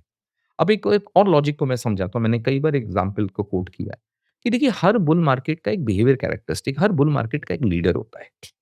2023 में जब जून 2023 में ग्लोबल रैली स्टार्ट हुई, इंडिया में भी स्टार्ट हुई, तो हमारा लीडर कौन था? एफआईज़ थे। उन्होंने इंडिया को अपॉर्च्युनिटी में देखा। हमने first time capital, T road, Janus ये सब के नाम सुने, कभी नाम ही नहीं पता थे हमको ऐसे भी ग्लोबल फंड से। उन्होंने वो पूरी साइकिल को कैपिटलाइज़ किया सितंबर 2007 तक। They were leader and they made tons of money. जब लीमैन क्राइसिस आया, तो सबसे ज़्यादा कौन डरा? इंस्टीट्यूशनल इन्वेस्टर डरा, ग्लोबल इंस्टीट्यूशन, क्योंकि उनकी लाइफ में ये पहली बार लिक्विडिटी क्राइसिस देखा। लोग लीमैन क्राइसिस बोलते हैं, जीएफसी 1 बोलते हैं, मैं इसको लिक्विडिटी क्राइसिस बोलता है। इतनी बड़ी लिक्विडिटी क्राइसिस कभी लोगों ने देखी नहीं एक साथ। तो फ़ियर आ गया, ओके? अब उस फ़ियर में क्या हुआ? हर आदमी ने एक्सपोज़र बॉटम जब बना तो हिम्मत ही नहीं हुई लेने की, ओके? तो उस बुल रन में कौन लीडर इंडिया में बना? जब अप्रैल 2009 से रैली स्टार्ट हुई या 3 नवंबर से जो अर्ली स्टेज की रैली स्टार्ट हुई, उसमें एचएनआई फैमिली ऑफिस आया। उन्होंने बड़ी अपॉर्च्युनिटी देखी, ओके? तो उस बुल रन के वो लीडर थे। उन्होंने बहुत पैसा बनाया, एब्सर्ड पैसा। जितना एफआई ने बनाया उससे कई गुना पैसा उन लोगों ने बनाया। वो साइकिल चली दिसंबर 2017 या जनवरी 2018 तक, ओके? उसके बाद वहाँ पे भी डैमेज हुआ। फिर कोविड आ गया। अब देखिए कोविड का मज़ा। कोविड में एचएनआई भी नहीं आया क्योंकि जितना आदमी बड़ा होता है और जितना उसके पास वेल्थ होती है, उसको अपनी उतनी लाइफ प्यारी होती है। उस हर जो फ़िल्दी रिच होता है, वो लॉन्जेविटी पे सोचता है। अब जिसकी बेसिक नीड फुलफिल नहीं है, वो सोचता है कि आज का मोमेंट्स का मैं कैसे मज़ा ले लूँ। मेरे तो लाइफ का पता नहीं ना मुझे ना, उसको लाइफ की इम्पोर्टेंस नहीं होती। एक्चुअली में कोविड में लोगों को इम्पोर्टेंस समझा है लाइफ का। लोग भाग रहे थे बस। आज कोविड में लोगों को फैमिली की इम्पोर्टेंस समझ में आई, जो पहले नहीं समझ में आई थी। तो मैं कोविड को बहुत अच्छा मानता हूँ कि एक लाइफ में हमारा रीसेट हो गया, लाइफ में हमारी थिंकिंग बदल गई कोविड से। जो लॉसेस हुए लाइफ के वो अलग चीज़ है।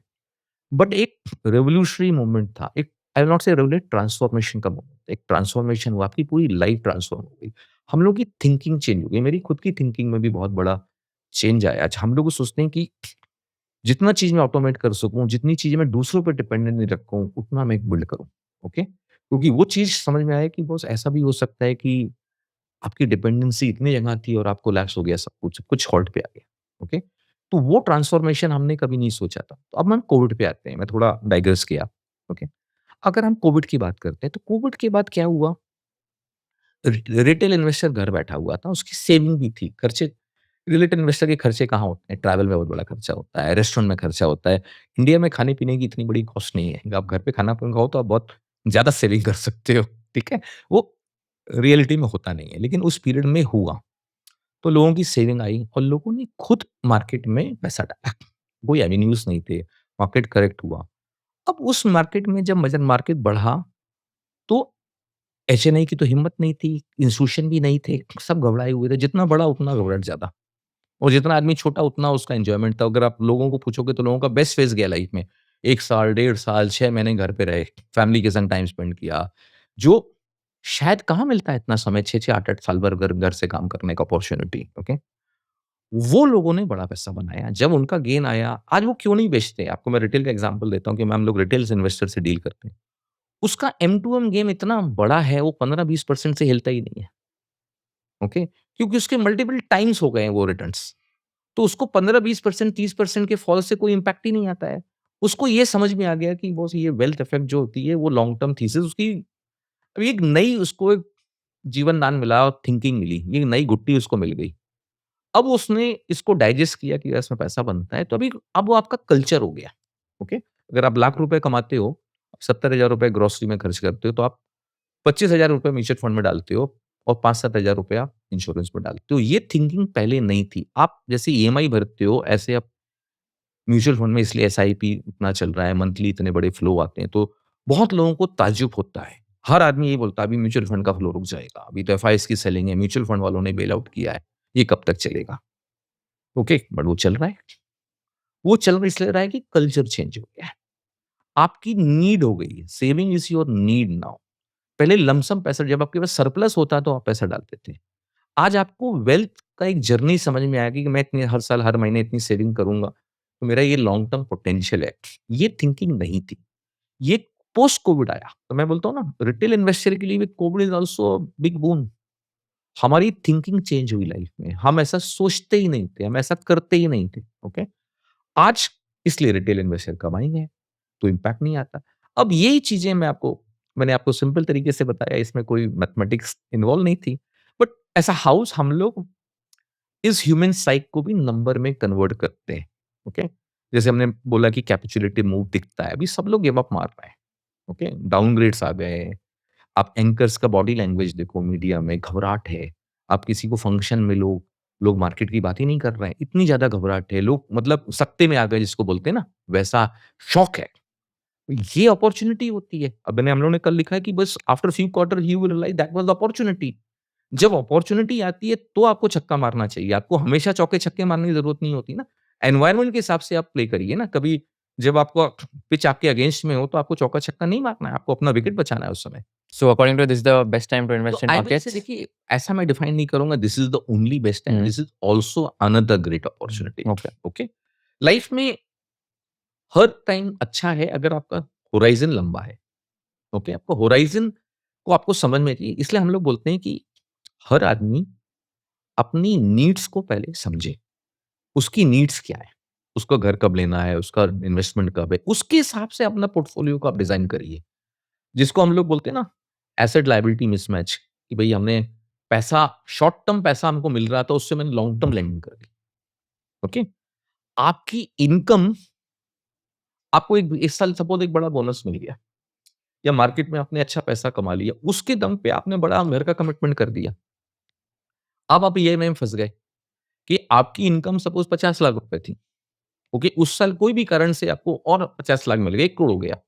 आपने वो 1 करोड़ की प्लानिंग कर डाली आगे जाके, कि उसके हिसाब से मैंने लोन ले लिया। आपने 20 करोड़ का घर खरीद लिया कि मेरे को तो 1 करोड़ की इनकम है। रियलिटी में 50 थी, वो 50 तो सरप्लस आया था ना, वो बोनस था। बोनस हर साल तो नहीं आता है ना और उतना बड़ा हर बार नहीं आता है। तो वो प्लानिंग में लोग गलत हो जाते हैं कि लोग आज की इनकम को एक्स्ट्रापोलेट करके डिसीज़न लेते हैं। आपको कंज़र्वेटिव करना है कि भई मेरा इतना तो रहेगा, उसके हिसाब से मैं इसको डिप्लॉय करूँगा। ये थोड़ा-सा अगर आप रैशनल थिंकिंग करेंगे बैठ के, हर आदमी का अपना कैश फ्लोज़ है, हर आदमी का अपना इन्वेस्टमेंट होराइज़न है। किसी के पास ट्रेडिशनल घर है तो उसको घर लेने की ज़रूरत नहीं है। बहुत लोग यंग हैं और बॉम्बे आते हैं, उनके पास घर की इम्पोर्टेंट होती है, बॉम्बे जैसा शहर घर में एक्सपेंसिव होता है, तो इसलिए बहुत लोग अर्ली स्टेज से घर की प्लानिंग करते हैं। कोई मीरा रोड से आता है, कोई दहिसर से आता है, ग्रेजुअली लोग साउथ बॉम्बे तक आते हैं। हम लोग करियर भी वैसे ही था, ओके। तो वो चीज़ को थोड़ा-सा अगर हम एनालाइज़ करेंगे ना, तो हम अच्छा इन्वेस्टमेंट डिसीज़न कर पाएँगे। बजाय तेज़ी है तो मैं भी पार्टिसिपेट कर रहा हूँ, मंदी है तो फिर मैं भी बेच देता हूँ। आपने आपका घर फर्स्ट हाउस कब खरीदा था? मैंने अपना फर्स्ट हाउस 97 में खरीदा था। And do you think that was a mistake because you bought it when you were very young? No, it was not a mistake. Why? Okay, why it was not a mistake? Getting a house in Bombay gives you psychological advantage. Hmm, I can take more risk. मेरा घर तो है। With capability का तो doubt था ही नहीं कभी। हुँ, we think we can do it. घर आने से आप रिस्क ले पाए। ओके, मैं आईडीबीआई में पब्लिक सेक्टर में काम करता था। घर लिया था तो घर आईडीबीआई का घर मिलता था, बड़ा मिलता था, फिर भी अपना घर लिया, छोटा लिया। वहाँ से कम्फर्ट आया कि मैं रिस्क ले सकता हूँ। मेरे पास एक मकान है। हुँ, वो इम्पोर्टेंट साइकोलॉजिकल होता है, ओके? वहाँ से आपका गेम चेंज हो जाता है, आपका रिस्क एपेटाइट बढ़ जाता है, ओके? इसलिए अर्ली स्टेज पे अगर आप घर की प्लानिंग करते हो, ओके? प्रॉब्लम कहाँ होता है कि आप अपनी हैसियत से बड़ी चीज़ कुछ कर लेते हो, तब प्रॉब्लम स्टार्ट हो जाता है। फिर आपके पास कुछ बचता नहीं है और कुछ करने के लिए, क्योंकि आपने एक्स्ट्राऑर्डिनरी बड़ा कमिटमेंट कर दिया, वहाँ प्रॉब्लम स्टार्ट हो जाता है। तो ऐसा नहीं है, बट अगेन आज की तारीख में जैसे रियल एस्टेट थोड़ा एक्सपेंसिव है, उस ज़माने में उतना एक्सपेंसिव नहीं होता था, ओके? रिलेटिव है, okay, but relatively come expensive होता था, थोड़ा अफोर्डेबल था। आज जैसे वो अफोर्डेबिलिटी और बढ़ गई, बट ठीक है कि अर्निंग्स पोटेंशियल भी बढ़ा है इस प्रोपोर्शनेट में, बट उस प्रोपोर्शनेट में नहीं है, ओके? तो ये डिपेंड करता है कि आप कहाँ रहते हैं, आपका होराइज़न क्या है। अब जैसे हम आए थे बॉम्बे, तो हमको लगता है कि हमें यहाँ ये इसी से इस शहर में वाइब्रेंसी है, एनर्जी लेवल्स आर डिफरेंट, मेरे को यहीं रहना है, क्योंकि मैं तो नॉर्थ से आया था और यहाँ रहना है। तो क्लैरिटी थी कि मेरे को तो बॉम्बे नहीं छोड़ना है, बहुत लोगों को बॉम्बे नहीं समझ में आता है। मेरे बहुत सारे फ्रेंड आए थे, 1-2 को छोड़ के मैक्सिमम लोग रिटर्न हो गए। क्यों? उनको कल्चरल इश्यूज़ हुए, फाइनेंशियल इश्यूज़ हुए, वो इतना लंबा ट्रैवल करना, ओके? और एक्सपेंसिव लगता है सिटी। आप जिस शहर से आते हो उसके कंपैरेटिवली ईज़ नहीं है, स्ट्रगल है, बट बट अपॉर्च्युनिटी भी इधर है। तो मैं हर चीज़ में, जैसे मैं बोलता हूँ ना, हर क्राइसिस में एक अपॉर्च्युनिटी आती है। आप अपॉर्च्युनिटी ढूँढ लोगे ना, यू विल बी विनर। अब उस क्राइसिस में आप क्रिप करोगे ना, तो यू विल बी लूज़र। और मैक्सिमम लोग क्रिप करना स्टार्ट कर देते हैं। बॉस फँस गए, मर गए, उसने मेरे को ये दिला दिया था। अरे डिसीज़न तो आपका था ना, ओके? तो आप क्रिप नहीं करके उसको एनालाइज़ करो। जैसे हम लोग बोलते हैं, कभी हम लोग में पोर्टफोलियो गलतियाँ तो हम लोग भी बहुत करते हैं। ह्यूमन बीइंग है तो गलतियाँ होंगी, लेकिन प्रोसेस बाँध देते हैं कि भई ये गलतियाँ दोबारा नहीं हो। और हर हर साइकिल में कुछ ना कुछ गलतियाँ होनी ही हैं। आप ह्यूमन बीइंग हैं तो गलतियाँ करोगे। हम लोग तो ओपनली बात करते हैं, हमारा जो पूरा वीएलआरटी का मॉडल है, वो गलतियों से ही बिल्ड हुआ है। बट ये इंश्योर करते हैं कि वो गलती दोबारा नहीं हो, इसलिए सिस्टम बिल्ड करते हैं। एकदम सिंपल टर्म्स में एक्सप्लेन कर पाओगे वीएलआरटी का मॉडल क्या होता है एंड विद एग्जांपल्स की जैसे वैल्यूएशन, लिक्विडिटी जो भी आपके टर्म्स है, with examples can you explain how do you pick stocks when you invest in them? देखिए, तो सबसे पहले हमारा एक बिग पिक्चर समझते हैं, मदर कांसेप्ट को पहले समझते हैं। हम लोग एनालिटिक्स को प्रिडिक्टिव एनालिटिक्स बोलते हैं। एक होता है पोस्टमार्टम एनालिसिस, जो मैक्सिमम लोग बहुत अच्छे से करते हैं। इवेंट होने के बाद प्रोस एंड कॉन्स समझ में आते हैं, इसलिए हुआ। जब आप कोई चीज़ को एनालिटिक्स में प्रिडिक्टिव वर्ड यूज़ करते हो, इसका मतलब प्रीएम्प्ट नहीं करना। एक होता है मैं प्रीएम्प्ट कर रहा हूँ, मुझे लगता है, तो मैंने प्रीएम्प्ट कर दिया। प्रीएम्प्ट में आप सक्सेसफुल भी हो सकते हैं, आप फेलियर भी हो सकते हैं। आपने डेटा ड्रिवन पे नहीं, आपने गट फीलिंग पे किया, मुझे लगता है, ओके? हमारे मार्केट में मुझे लगता है कि वैल्यू नहीं है। डेटा क्या बोलता है, उसकी वैल्यू है, क्योंकि एंड में everything is linked with data analytics. तो हम लोग बोलते हैं ना, data objectivity is our religion and data is God. Okay? तो everything is revolves around data. जो हम डेटा को हम लोग यूज़ करके प्रेडिक्ट करते हैं, तो हमको एक क्लैरिटी मिलती है बिग पिक्चर की। जैसे मैंने 2012 में लिखा कि 2019 से ऐसा साइकिल स्टार्ट होती है, जो 2032 से एथिक्स आ जाएगी। अब हमको पता है कि ये 12-13 साल जियोपॉलिटिकल वॉलेटिलिटी ज़्यादा रहेगी। आज इराक अटैक हो गया, ईरान वाला, अरे लोगों को लगता है अरे पता नहीं क्या हो गया, फिर कुछ हो गया, क्योंकि आप प्रिपेयर्ड ही नहीं हो।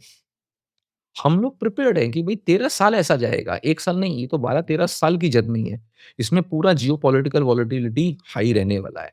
जब आपको माइंडसेट पता है कि भई ये एनवायरनमेंट ही ऐसा है, तो आप मेंटली प्रिपेयर्ड हो। जब आपको मेंटली प्रिपेयर, जैसे आपको मानसून अगर फोरकास्ट है कि आज पानी बरसेगा और इतना स्टॉर्म आएगा, तो आप प्रिपेयर हो, ओके? सडन कोई स्टॉर्म आ जाए तो आप प्रिपेयर्ड नहीं होते। तो अगर आप प्रिपेयर्ड हो तो आप अच्छे से उसको डील कर पाते हो सिचुएशन को, ओके? अब इसी से हमारा वीएलआरटी फ्रेमवर्क आता है। अब हम इसको समझते हैं, जैसे हम लोग मार्केट में, जैसे हम लोग भी ग्रो हुए, तो हमको क्या सिखाया गया? फंडामेंटल। ये एक अजीब-सा टर्म लोगों ने डिफाइन कर दिया, फंडामेंटल। हम तो फंडामेंटल एनालिस्ट हैं, बाकी लोग चार्टिस्ट हैं या टेक्निकल है, उनको डिमीन किया जाता है, वो तो चार्टिस्ट है। हम फंडामेंटल हैं, हम सुप्रीम हैं। पहली बात, लाइफ में ऐसा कोई टर्म है ही नहीं फंडा। हर चीज़ आपके लिए फंडामेंटल है यार। इकोनॉमिक्स के लिए उसका डेटा फंडामेंटल है यार। चार्ट वाले के लिए उसका चार्ट फंडामेंटल है। एस्ट्रोलॉजर के लिए उसकी कुंडली एनालिसिस फंडामेंटल डेटा है भई। एक इंजीनियर के लिए उसके जो टूल्स हैं वो फंडामेंटल है, हर चीज़ फंडामेंटल है। तो ये बोगस थीसिस है कि फंडामेंटल है। मैं ब्लंटली बोलता हूँ। जो इंडस्ट्री वैल्यूएशन फंडामेंटल की बात करती है, वो वैल्यूएशन एनालिटिक्स है।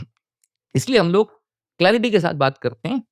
हमको बचपन से सिखाया गया, मैंने इसे बचपन मीन्स हम अर्ली स्टेज से अपना करियर स्टार्ट किया, वैल्यूएशन देखना है, बैलेंस शीट देखना है, पी मल्टीपल देखना है, अर्निंग्स मोमेंटम देखना है, ये वैल्यूएशन एनालिटिक्स है। जो लोग फंडामेंटल समझते हैं वो एक्चुअली में वैल्यूएशन है।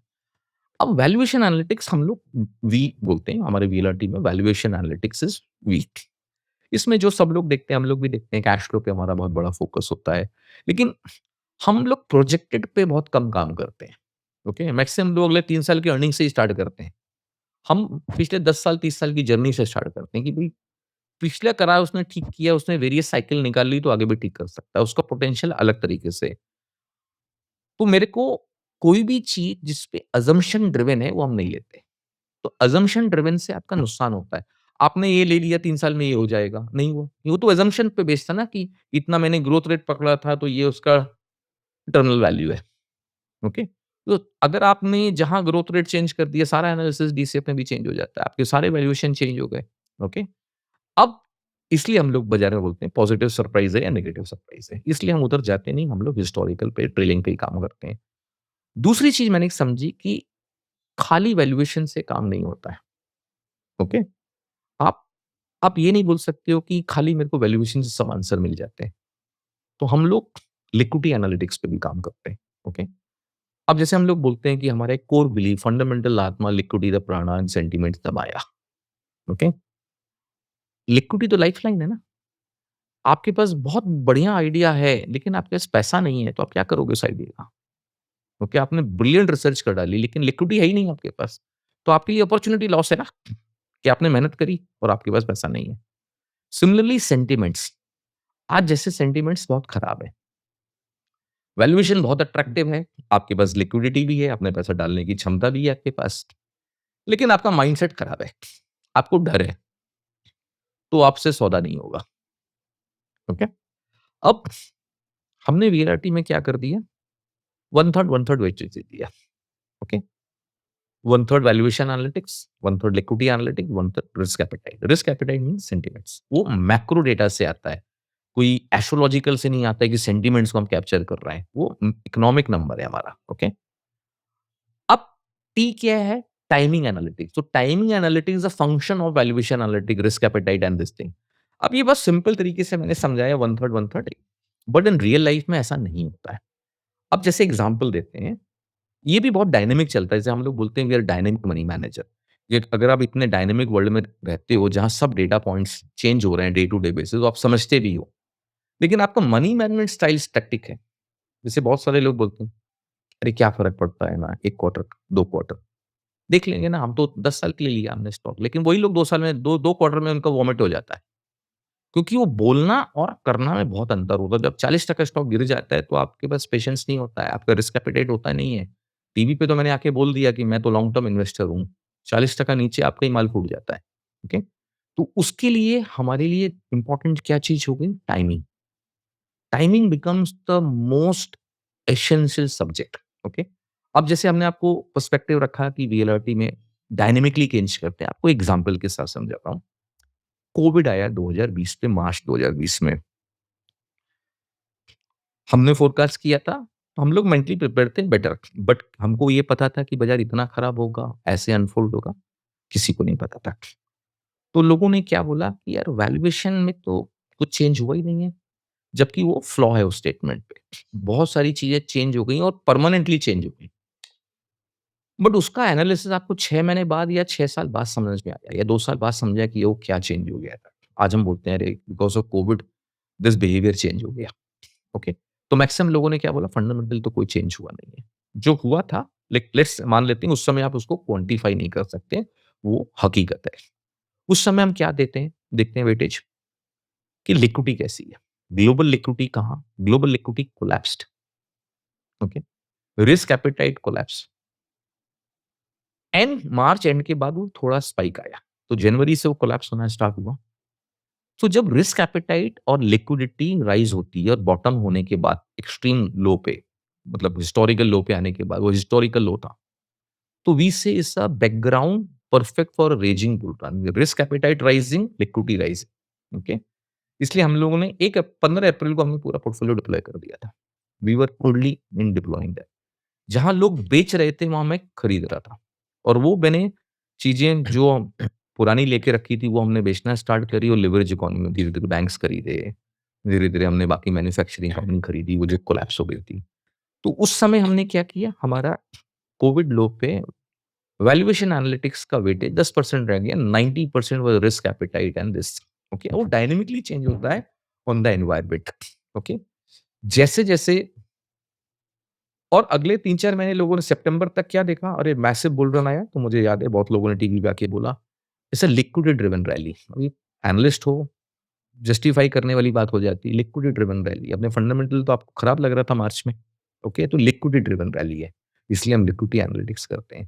तो वो 6 महीने मार्च से लेकर अगर हम देखेंगे अगस्त सितंबर तक, सिर्फ लिक्विडिटी इतनी बड़ी आई और कुछ लोगों ने statement the, tsunami of liquidity, extraordinary money came, okay?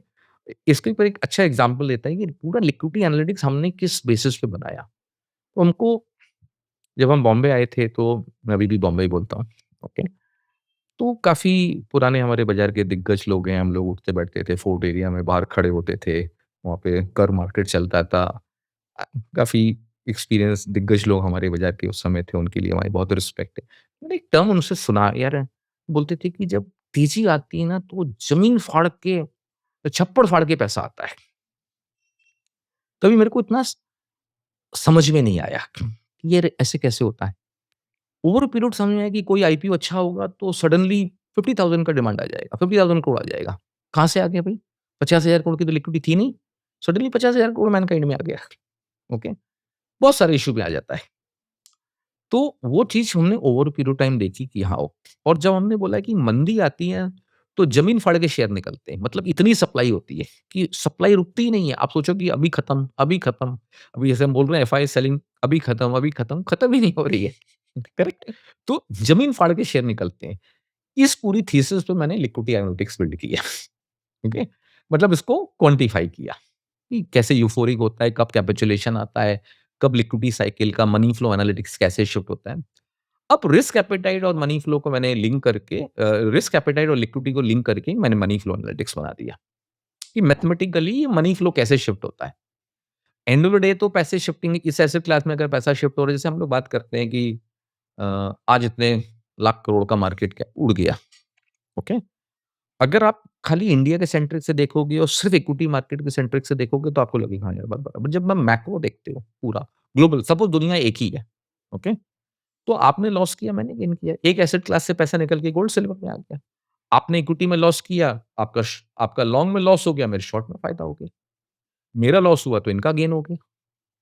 तो ये मनी फ्लो एनालिटिक्स से पैसा कैसा शिफ्ट हो जाता है, ये वेल्थ इरोड नहीं होती, ये शिफ्ट हो जाती है। ये जो थीसिस है ये बोगस है कि इतना पैसा इरोड हो गया, ओके?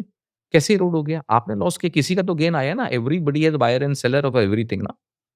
तो हर चीज़ ऐसा तो है नहीं कि बायर 1 है और सेलर 3 है, 1:1 ही होता है, आपने बेचा मैंने खरीदा। तो ये थीसिस को अगर हम समझते हैं ना, तो हमको मनी फ्लो एनालिटिक्स में समझ आता है कहाँ पैसा शिफ्ट होगा। जैसे मैंने आपको बताया, हेज फंड पहले मूव करता है, पेंशन फंड लास्ट में मूव करता है, ओके? तो ये वीएलआरटी का जो पूरा फ्रेमवर्क है हमारा बहुत डायनामिक चलता है। इसमें वैल्यूएशन को वेटेज बिल्कुल देते हैं, लेकिन अब जैसे वीएलआरटी पूरा फंडामेंटल है, लिक्विडिटी एनालिटिक्स भी मेरा फंडामेंटल है, टाइमिंग एनालिटिक्स भी also fundamental work, risk appetite भी तो मेरा मैक्रो डेटा है, वो भी फंडामेंटल है। तो अगर आप बोलो फंडामेंटल है तो सब फंडामेंटल है। लेकिन फंडामेंटल बहुत वेग टर्म हो जाता है। लाइफ में बहुत कुछ फंडामेंटल है, ओके?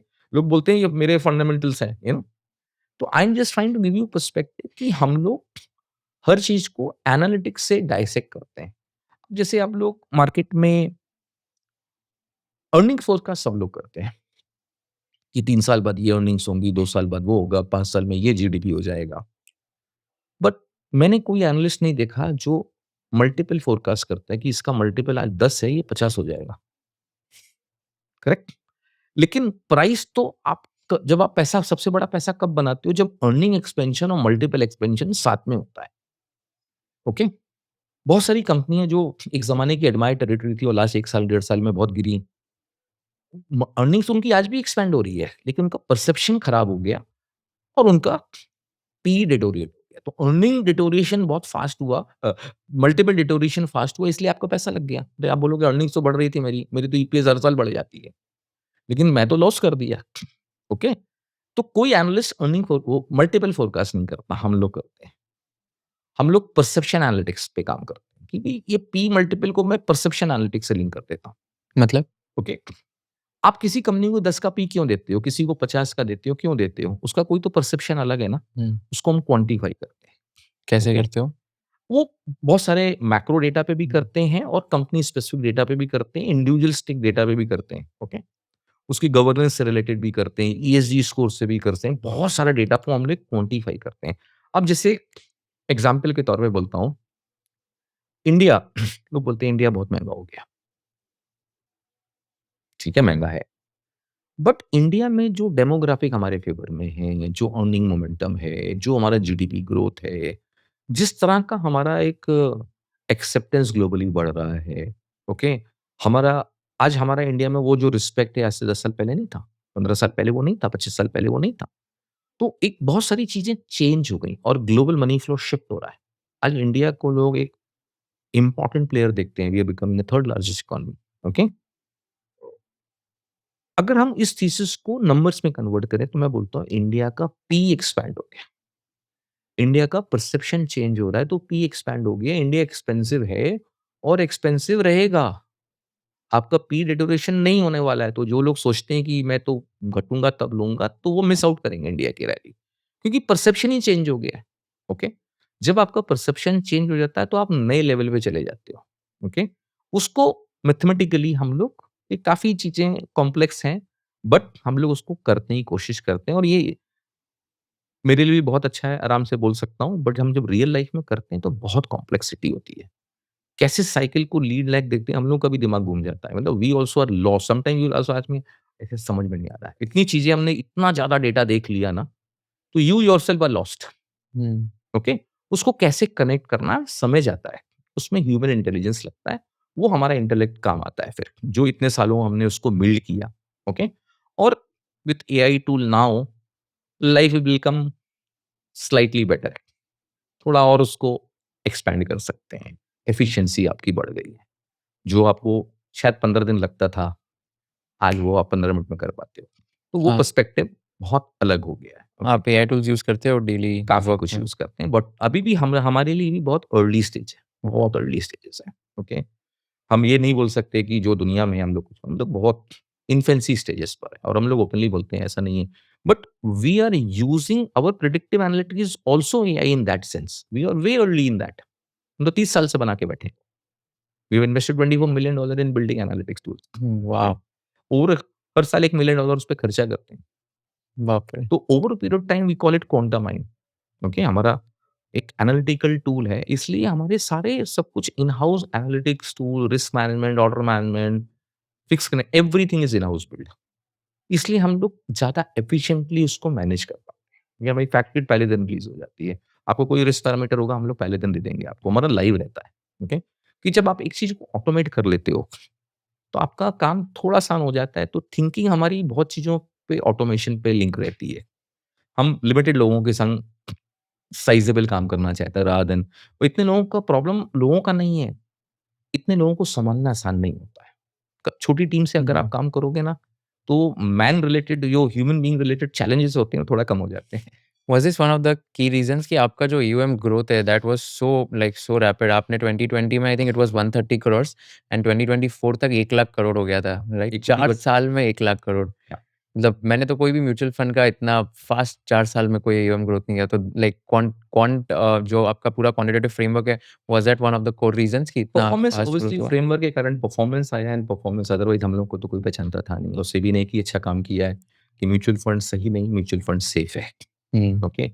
तो से उसका बेनिफिट हमको बहुत बड़ा मिला कि अननोन फर्म रिटेल में आज हमारे पास 1 करोड़ लोगों से ऊपर का इन्वेस्टर है, 10 मिलियन इन्वेस्टर्स हैं हमारे पास। तो एक काफ़ी बड़ी रीच हो गई and we are a household name now. Okay? तो God has been extra kind. अभी व्हाट्स द करंट एयूएम? अभी 1 लाख से ऊपर रख के गिर गया, we are closer to 90,000 odd crores. Okay, but obviously market के हिसाब से राइट। भी रहेंगे। एंड इसमें अभी जो 2026 की अगर मैं बात करूँ तो आपके 3 या 4 ऐसे बोल्डेस्ट प्रेडिक्शंस क्या हो गए for let's say this year और for the coming years when it comes to geopolitics and markets? देखिए, फर्स्ट ऑफ ऑल जियोपॉलिटिक्स के एंगल से we should not be complacent saying that कि ईरान खत्म हो जाएगा। अब देखिए हमास वॉर आज तक खत्म नहीं हुआ, यूक्रेन वॉर।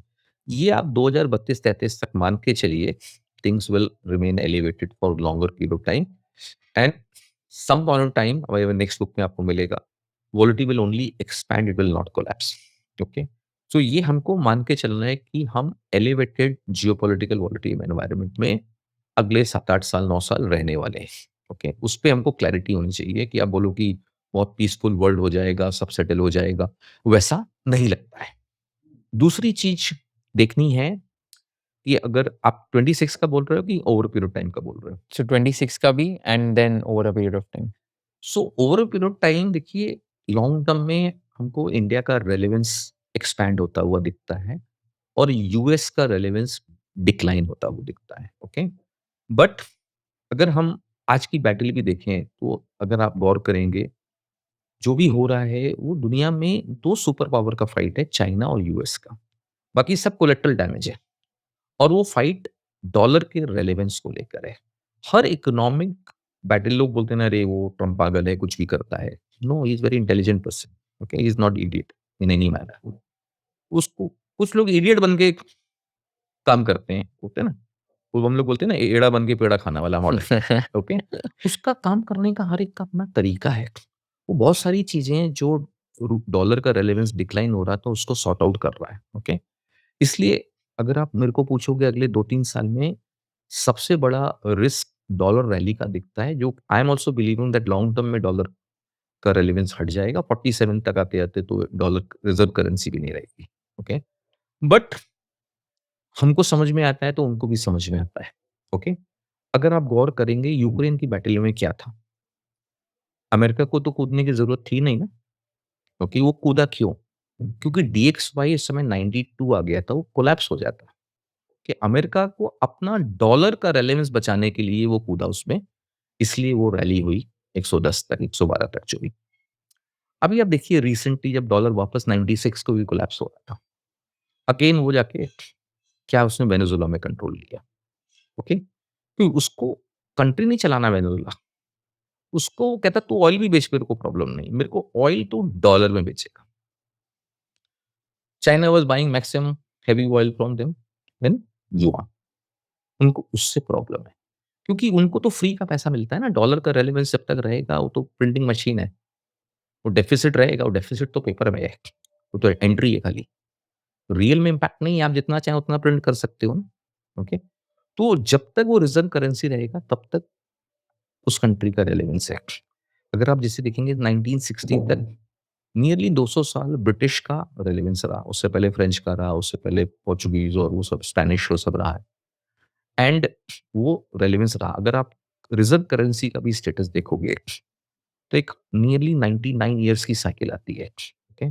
और वो साइकिल भी शायद हमारी 47 में पीक आउट हो जाती है। हमारे डेमोग्राफिक के साथ भी लिंक किया है मैंने, तो 47 के बाद तो ये रहेगा ही नहीं। आप हिस्ट्री जाके निकाल के देख लेना, आपको आंसर मिल जाएगा कि पाउंड से पहले क्या था। बहुत सारे कि स्विस फ्रैंक अपना ये फ्रेंच की करेंसी हुआ करती थी।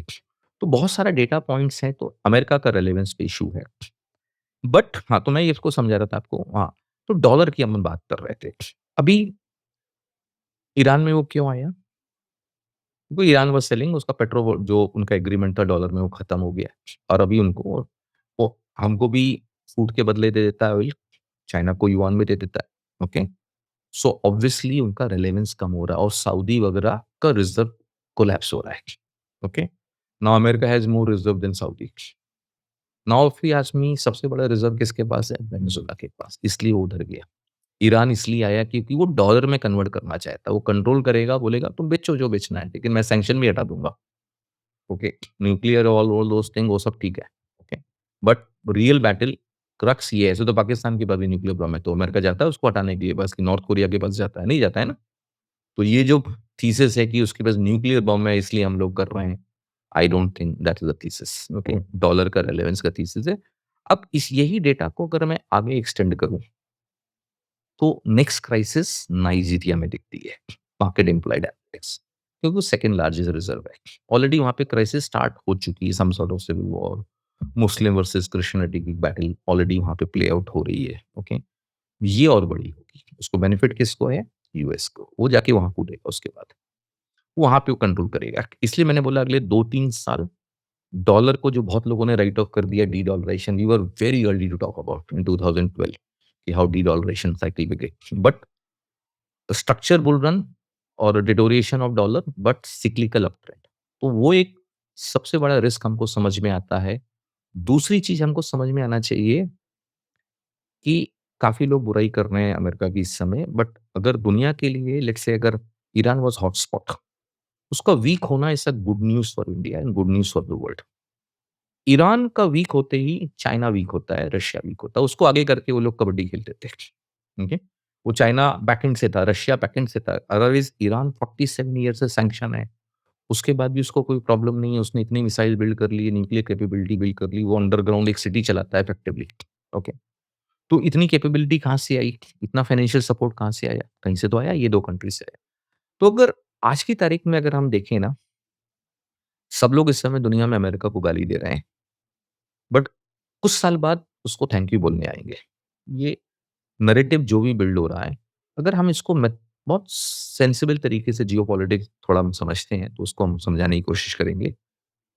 अगले 3 साल में या 5 साल में अगर अमेरिका स्ट्रॉन्ग रहेगा, it's a good news for world and India. China का स्ट्रॉन्ग होना is not good news for world and is very bad news for India. Okay? तो ईरान के वीक होते, चाइना वीक होता है। I will prefer a strong dollar. Okay? What Trump has done, people can't imagine. वो जो 50 साल में नहीं हुआ, वो उसने कर दिया है 5 दिन के अंदर इफेक्टिवली। ओके?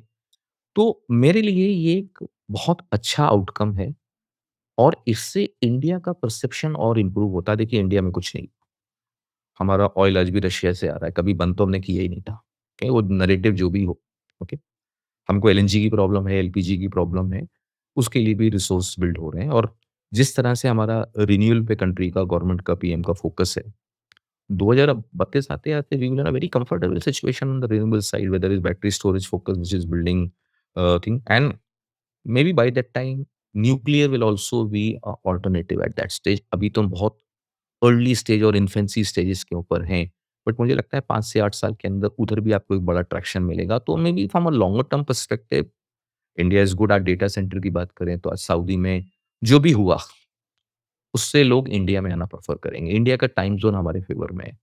तो जो एविएशन इंडस्ट्री की ग्रोथ सऊदी में या कतार में या अबू धाबी में या दुबई में हुई, मेरे को ऐसा लगता है कि 10 से 15 साल में यहाँ पे एक बड़ा एविएशन बेस बनेगा। ख़ास तौर पे बॉम्बे, कलकत्ता, ओके? कुछ जगह दिल्ली भी होगा उसमें, ओके? यहाँ पे भी एक इंडिया टाइम ज़ोन का एडवांटेज मिलता है, लैंग्वेज का एडवांटेज मिलता है, हम लोगों के लिए बड़ी अपॉर्च्युनिटी है। तो अगर आप शॉर्ट टर्म पेन देख लो तो ठीक है, बट लॉन्ग टर्म तो बहुत बड़ी अपॉर्च्युनिटी हो गई अपने लिए ये। दूसरा ट्रेड वॉर की बात करते हैं 2 मिनट। लोग बोलते हैं अभी ट्रम्प के संग प्रॉब्लम है, ईगो बैटल है। नो, आप समझिए हमारा तो ट्रेड एग्रीमेंट मई में साइन हो रहा था, तो क्यों साइन नहीं हुआ? जैसे ही ब्रिक्स का अनाउंसमेंट हुआ और जब मोदी जी वगैरह जाके ब्रिक्स में बड़ी-बड़ी बात हुई वहाँ पे सब। ट्रम्प को ऑब्वियसली समझ में आया कि अगर ये ब्रिक्स स्ट्रॉन्ग होता है, ब्रिक्स करेंसी जैसे फॉर्म हो गई, उसका डॉलर का रेलेवेंस, उस दिन से उसने प्रॉब्लम स्टार्ट करी। तो हमारा ट्रेड वॉर का बहाना था, डॉलर रियली रीज़न था। इसलिए अगर हम गौर करो हमारे देखिए रुपया में कितना प्रेशर आया। They are large economy. उनका अपना इन्फ्लुएंस करने का एक तरीका होता है। चाइना में भी ये हुआ। जब चाइना को उन्होंने दबाया था तो उनके एफआईएस की मैसिव सेलिंग हुई थी। मैं इस थीसिस को मानता हूँ कि अपने आप ही इन्फ्लुएंस बेस्ड सेलिंग है। जो मैसिव एफआईएस की सेलिंग आई, वो कहीं न कहीं इन्फ्लुएंस के साथ आई। इसलिए आपको रुपया वीक कर दी, आपको इतनी बड़ी करेंसी पे मार्केट पे हिट कर दिया तो आप साइकोलॉजिकली हिल जाते हो। आपको वीक करने का एक तरीका है but I think current government and PM has played a very mature role. They are not capitulate. Pakistan का भी जो बैटल हुआ, वो हमने पाकिस्तान से बैटल नहीं लड़ी, हमने चाइना से लड़ी बैटल। हमको ट्रेलर मिल गया देखने का और जो बंद किया very sensible decision in larger interest. उनको अपने आप खत्म होने दो। अफ़गानिस्तान, पाकिस्तान की जो भी बैटल है वो वीक हो जाएँगे। तो जो अगली पिक्चर जब आएगी उसमें we will emerge as a biggest winner. Okay? और लॉन्ग टर्म में अगर आप बोलोगे तो मैं रुपया एप्रिसिएशन की बात करता हूँ। We were early to talk about 90। हमने अपनी 2018 की बुक में लिखा था कि 90-91 मिनिमम हो जाएगा 2025 आते-आते। वो प्ले आउट हुआ। अब इस साइकिल को हम बोलें कि ये तो ब्रेकआउट पीरियड है या पीक, हमारे लिए एक पीकिंग कैरेक्टरिस्टिक है। जो भी है इस साल ये डॉलर रुपए का पीक हो जाएगा। ओके? अ, हमारी एक्सपेक्टेशन से इस समय ऊपर है वो। ओके? बट लाइफ में कभी भी कोई चीज़ 100% परफेक्ट होती नहीं है। ओके? बट हमको एक साइकिल एनालिसिस समझ में आता है कि अगर हम 6 साल का व्यू 2032 तक का व्यू देखें यहाँ से 31-32 का, तो रुपया एप्रिशिएट होने की probability is much higher than depreciation from then and I am talking about reasonably good appreciation, not on immediate basis but it's a gradual process. तो ये सब जो इवेंट्स हैं, हमारे लिए कंस्ट्रक्टिव ट्रेड वॉर में हमारे यहाँ जो भी एंटरप्रेन्योर थे, उन्हें कंसंट्रेशन रिस्क की इम्पोर्टेंस समझी, डाइल्यूट किया। जो अपना एग्रीमेंट बायलैटरल एग्रीमेंट यूरोप के साथ इतने सालों से बात हो रही थी, वो हो गया, यूके के साथ हो गया, अभी ऑस्ट्रेलिया के साथ चल रहा है, मिडल ईस्ट के साथ हो रहा है। तो आप ये देखो कि एक ट्रेड वॉर के कारण हमको कितना बड़ा बेनिफिट मिल गया लॉन्ग टर्म में, शॉर्ट टर्म प्रॉब्लम्स आई। तो वही मार्केट में लोगों को समझना है कि शॉर्ट टर्म प्रॉब्लम्स आएँगी। इक्विटी मार्केट में लॉन्ग टर्म में आप पैसा बनाओगे ही बनाओगे। आपके पास पेशेंस होना चाहिए, इसलिए हम लोग हमेशा बोलते हैं ना, इक्विटी मार्केट में आप 5 साल 10 साल के लिए हो, उतना वो आप कैपिटल डालो जिसको आपको 5-10 साल देखना नहीं है। इसलिए एसआईपी का जो कांसेप्ट है, बहुत यूनिक है और ये एक्सपैंड होगा। जैसे मैंने बोला कि जैसे आप तेल साबुन खरीदते हो ना, ऐसे ही आप म्यूचुअल फंड की यूनिट्स भी खरीदोगे। ये आपकी लाइफ का हिस्सा है। आपके लिए ये वो नहीं है कि मेरे पास सरप्लस हुआ, this is only for rich people, उनके पास ऐसा पैसा है या मेरे पास तो है नहीं। ये मेरा ड्राइवर भी खरीदता है, हमारे यहाँ कुक भी डालता है पैसा, ओके। लोग मेरा मसाज वाला आता है, वो भी बोलता है, "सर कहाँ पैसा डालते हैं?" ओके, मेरे को अपनी डॉटर का एसआईपी करना है, लास्ट वीक मेरे को बोला मेरे को एसआईपी करना है। तो आई एम सेइंग देखो आप ट्रेंड का चेंज कितना बड़ा हो गया। ये पूरा थिंकिंग अलग हो गई तो लॉन्ग टर्म के लिए, रिटेल इन्वेस्टर के लिए बहुत इम्पोर्टेंट है, कंट्री की ग्रोथ के लिए भी इम्पोर्टेंट है। इतनी बड़ी आज हम इतनी बड़ी एफआईआईस की बैटल को लड़ पाए, क्योंकि हमारी डोमेस्टिक स्ट्रेंथ थी और उसके लिए कहीं न कहीं करंट गवर्नमेंट को मैं क्रेडिट देता हूँ। Mister Modi is one of the best brand ambassador for this country. हमारा परसेप्शन चेंज करने में उनका बहुत बड़ा रोल है। मैं इतना इसलिए बात करता हूँ कि मैं मैथमेटिकली उसको क्वांटिफाई करता हूँ, ओके? जो इतने सालों से इतनी गवर्नमेंट्स नहीं कर पाईं, जो ये गवर्नमेंट ने लास्ट 15 साल में किया है और अब एक बार डायरेक्शन चेंज हो जाता है ना, तो इरिवर्सिबल प्रोसेस होता है, ओके? जैसे आई कम फ्रॉम यूपी। अब योगी ने जो भी लॉ एंड ऑर्डर का किया है, इट्स अ सेफ्टी ना, okay? Irrespective of caste, religion जो भी वहाँ पे गुंडागर्दी थी खत्म हो गई। जैसी सेफ्टी आती है तो बिज़नेस आता है। सेफ्टी आती है तो इंडस्ट्रीज़ बिल्ड होती हैं। सेफ्टी आती है तो आपका रिस्क एपेटाइट बढ़ता है कि मैं धंधा कर सकता हूँ। पहले तो आपको डर लगता था कोई उठा लेगा, गुंड आ जाएँगे, बंद कर देंगे, एसेट ले जाएँगे मेरे। आज खत्म हो गया ना। तो एक कल्चरल शिफ्ट है। तो आई थिंक इसलिए मैं बोलता हूँ देखो यूपी कितना इवॉल्व हो गया। तो इंडिया इसलिए हम अगर आप मेरे को कोई पूछेगा कि अगला 20 साल कहाँ पैसा डालना है, तो इंडिया में डालना है। और ये डेमोग्राफिक आपको बेनिफिट मिलेगा 2047 तक। तो हमारी नेक्स्ट बुक का ट्रांजिशन में आएगा कि how the great transition thesis which we are playing out from 2017 to 2047। एक थीसिस ये प्ले आउट होगी and India will be winner in this game. इसलिए करंट लेवल पे लोग बोल कहते हैं एसआईपी बंद कर दो, बिल्कुल नहीं बंद करना चाहिए। ऐसा नहीं कि हम म्यूचुअल फंड रन करते हैं इसलिए बोलते हैं। हम वेल्थ इफेक्ट से बोलते हैं कि this is the time to increase your exposure. आपने क्वेश्चन पूछा था, ओके? अगर आपके पास आज लमसम पैसा है तो आज ऐड करना चाहिए, ओके? और आपको इक्विटी से डर लगता है, तो मेरे को ऐसा लगता है कि multi assets are better product. अगर आप मेरे को पूछोगे अगले 10 साल में सबसे बड़ी कैटेगरी कौन होगी? तो सबसे बड़ी कैटेगरी इंडिया में मल्टी एसेट की होगी। फ्लेक्सी से बड़ी कैटेगरी बिल्ड होगी, ओके?